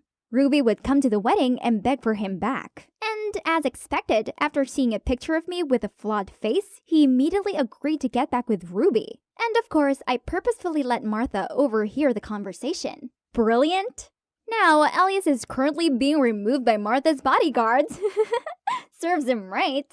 So what happened next? Well, Martha told me about her past. Her parents both passed away and left her a huge fortune. She may have had wealth, but she was lonely, which is why she acted impulsively around Elias. We both learned that love is precious, and it's also worth the wait for someone who loves us unconditionally. Martha let me stay here in her mansion, and we've actually become really close. It turns out we both have found something way better than fake love from slimy gold diggers, and that's sisterly love. This view of the Alps is magnificent. Wow, I've never felt this free before. Huh? Hang on. Are those meowing sounds that I'm hearing? I followed the sounds to the raging river nearby, and there, stuck on a rock in the middle of it, was a terrified cat. Oh no, poor baby. I've got to help it. I quickly grabbed onto the nearby tree, then leaned out towards the rock with an opened umbrella on the other hand for the cat to jump onto. The cat hesitated for a bit before making the leap. But it's heavier than I expected. I lost my balance and tumbled into the river. I grabbed the cat just in time, but the strong current made it impossible to float. In a panic, I screamed for help, but the waves lapped over me and gulps of water filled my mouth. And just like that, I felt my surroundings darken. Ugh, what was this wet, scratchy thing rubbing on my face? I opened my eyes to see that cat sitting on me. Thank goodness it was okay. But where am I? This seemed like some kind of rustic cottage house. Suddenly, a man walked into the room with a food tray. Who are you? Relax. I'm the one who jumped into the river to rescue you both. Turns out he happened to pass by the river while we were swallowed by the current, and he didn't hesitate to jump in to save us, then brought us back to his home. Oh, thank you for everything. Sure. Here, eat up. So, how come you and Topaz fell into the waterway? Who? Oh, you mean the cat? How come you know his name? It says it right here. See? I'm guessing this is not your cat then? I told him how I accidentally found Topaz, so its family must live around here somewhere. Hearing this, he agreed to help me find Topaz's owner the next day. He even gave me his bed for the night, then walked out saying he'd sleep on the couch. But as a guest, I couldn't let him do that, so I just grabbed the blanket and went to sit next to him. You have a cool tattoo there. Kinda looks like a mini Mars, right? Nah, it's my birthmark. The only thing my parents left me. Hans then told me that he grew up not having a clue who his parents were or why they abandoned him. At 18, he moved out of his foster home and came here to become an herbalist. I felt so bad for him, and in a way, I could relate. Being alone is difficult, but having both mom and dad won't guarantee your happiness. I was born into a well-off family with both of my parents, but the thing was, they only got together due to an arranged marriage, and they have resented each other ever since. My house always felt so cold and empty, and I hated staying there. So, as soon as I graduated high school, I took a gap year to travel the world. Actually, Switzerland is my first stop. Gotta say, it's nice to have someone to talk to like this. I guess Hans felt the same way by this look he gave me. He seemed very touched. The next morning, we took Topaz to the town to ask around. Turned out, Today was their annual festival, so a horde of people crammed along the street to celebrate and watch the parade. Hans held my hand so I didn't get lost, but somehow the crowd still pulled me away and I ended up stuck among these sweaty people. Suddenly, a hand grabbed mine and led me out of there. Phew, thank God. I couldn't breathe in there. And you know what? A super handsome, stylish guy was standing in front of me. Are you okay? That's when I noticed the tail of my shirt was ripped. Freaked out, I tried to cover it up, so he took out a silk scarf and tied it around my waist. For a second there, I froze to the spot, so amazed by his thoughtfulness. Just at that moment, my phone buzzed with a call from Hans. He told me to meet him at the fountain. Slight problem? I had no idea where that was. Well, lucky me, this gallant guy offered to take me there. We talked along the way, and I found out his name's Willard. He lives in a nearby town and was here for the festival. I told him I came to find the owner of the lost cat I'd found. Then, when I showed him the picture of Topaz, he couldn't hide his shock. Are you sure this is the cat you found? I nodded. He stayed silent for a while, then said, I might know its owner, but I gotta go now. Bring the cat to meet me there. Faye, it was nice meeting you. Then he bowed down to kiss the back of my hand before he left. How sweet! I watched as he disappeared into the crowd. Thanks to Topaz, I got the chance to meet him again. Why are you making that funny face? I told him about my encounter with Willard and convinced him to come with me to the address on the handkerchief. He seemed skeptical at first, but then gave in. I mean, other than this, we had no clue. It was worth a shot, right? The next day, we went to the place Willard told us. But, seriously? Is this right? Why were there a line of people all holding near-on identical cats to Topaz? They even had the same collar as him. What is going on? I walked over to ask an old man sitting on a bench. He told me the millionaire lady who lives here had lost her dearest cat, Topaz. People said his name was on the top of her inheritance list, and she promised to greatly reward anyone who safely returned him, so these frauds were trying to deceive the owner by bringing some Topaz look-alike here. But Madame Primrose is no fool. Huh? Madame Primrose? The iconic designer and president of Wisteria Fashion Corp? That's right. Oh my God! I immediately dragged Hans to stand in the line. You see, my childhood dream was to become a fashion designer, and, of course, the one I admired the most was none other than Madame Primrose! Ah! One of the reasons I came to Switzerland was to find her and hopefully become her apprentice. And now look, what are the odds? Finally, it was our turn, but... I'm gonna have to stop you right there. All right, everyone, listen up. Madame Primrose won't accept any topazes from now on, as she's tired of your deceit. So, disperse. What? We didn't just wait half a day here for nothing. Fine, I'll find another way to get in. We then walked around the mansion and found its side gate. Then, just when we were climbing over it, a maid caught us. But she didn't make a fuss out of it. Instead, she seemed a bit flirty towards Hans. Ooh, I had an idea. There's our chance. You go and charm her. He seemed confused at first, but then got the point. Hey, I think you're really cute. Hans then tried his best at flirting, and as soon as she swooned, I asked her to help us return Topaz to his owner. The maid hesitated at first, but when we said that we didn't need to be repaid or anything, she agreed to let us in. We quickly split up to find Madame Primrose. I wandered the maze-like hallways. Then I suddenly bumped into someone. Mind your way! Wait, I don't know you. What are you doing here?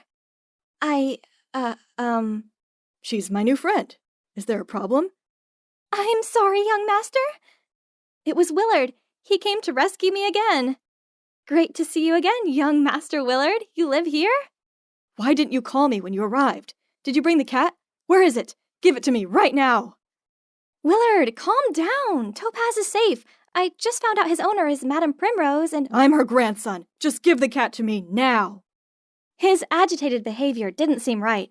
I took a few steps back from him, refused to do what he said, then ran. You don't understand.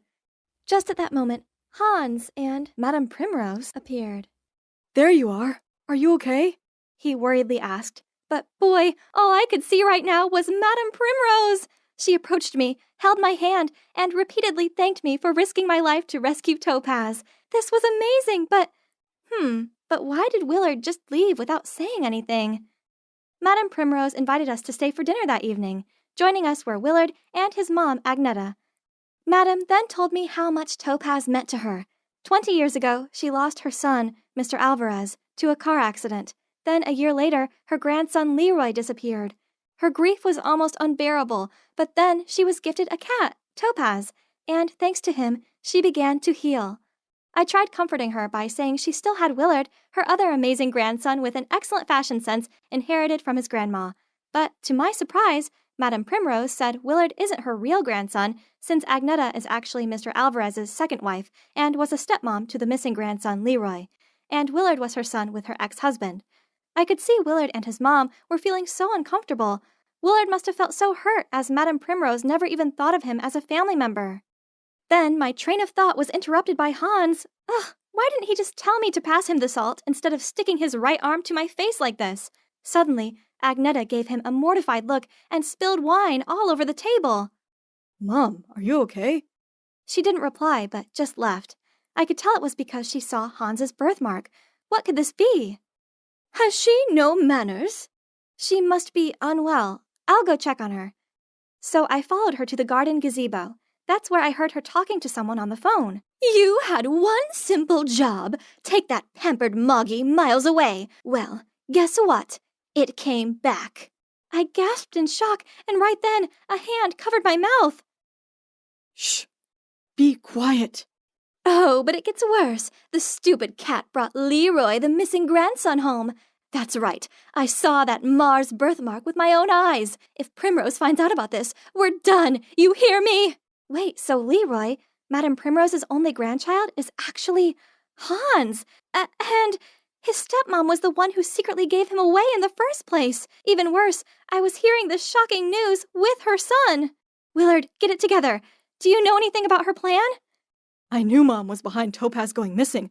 That's why I tried to take the cat away earlier, to keep him safe from her. But Leroy too? That was just heartless. What should I do now? She's my mom, after all. I could see his pure and kind soul being tormented, and my heart ached for him. I know it must be hard, but you need to tell Madame Primrose the truth and make things right. That's a way to help your mom redeem herself, okay?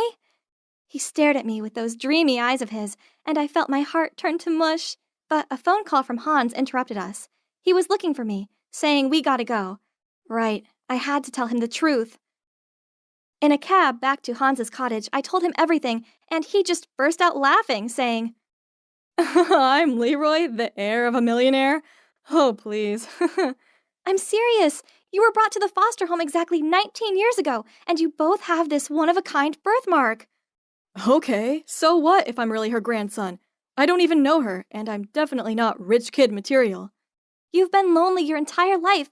This is your chance to find the family you've always wanted. Hans was speechless. It seemed I'd hit his weak spot, and he finally agreed. We asked the driver to take us back to the mansion. But no one was awake at that hour except a gardener. He led us to a library deep into the mansion, brought out tea, and told us to wait. Just a few minutes later, Hans started coughing, and his face swelled up. Oh no, he must have been allergic to something in the tea. Panicked, I screamed for help, and the gardener came back and carried Hans to the car.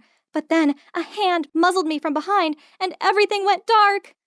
I woke up with my head pounding and unable to move. As I tried to make sense of the situation, I realized I was tied to a chair, mouth taped, surrounded by some rusty, unsanitary medical tools. And on the other side of the room, Hans was unconscious and tied to a patient's bed. Standing next to him was Agneta and the gardener and a guy in a blouse with some kinds of tools in his hand, about to do something to Hans's birthmark. I tried to scream and struggled to break free, but I couldn't move an inch. Right at that moment, Willard barged in. Stop this! Leave right now, or I'll call the cops for your unlicensed business.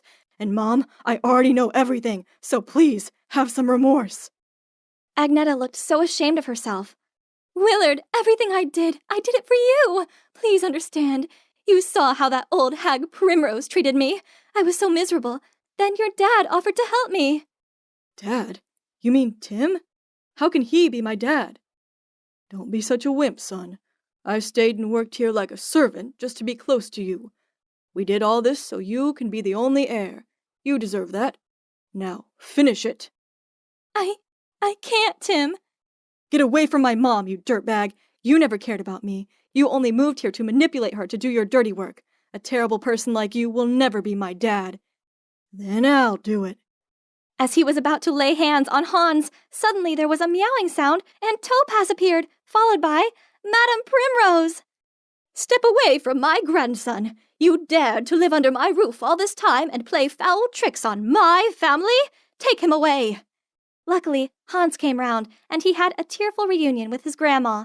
They finally had the closure they deserved. Hans decided to stay in the mansion with his long-lost family. He's even planted an herbal garden there for treating and healing people, as he always wished. Madame Primrose had finally found peace, as now she had both her beloved grandson and precious cat back. She also thought that maybe she'd been too strict on Agneta, so she decided not to press any charges against her. Agneta had also apologized, but she felt too full of shame to stay and decided to move out of the mansion. Willard followed his mom and helped her start a new life. What about me? Well, I got the thing I've always dreamt of, to be Madame Primrose's apprentice. That's her gift to me for bringing both her cat and her grandson back.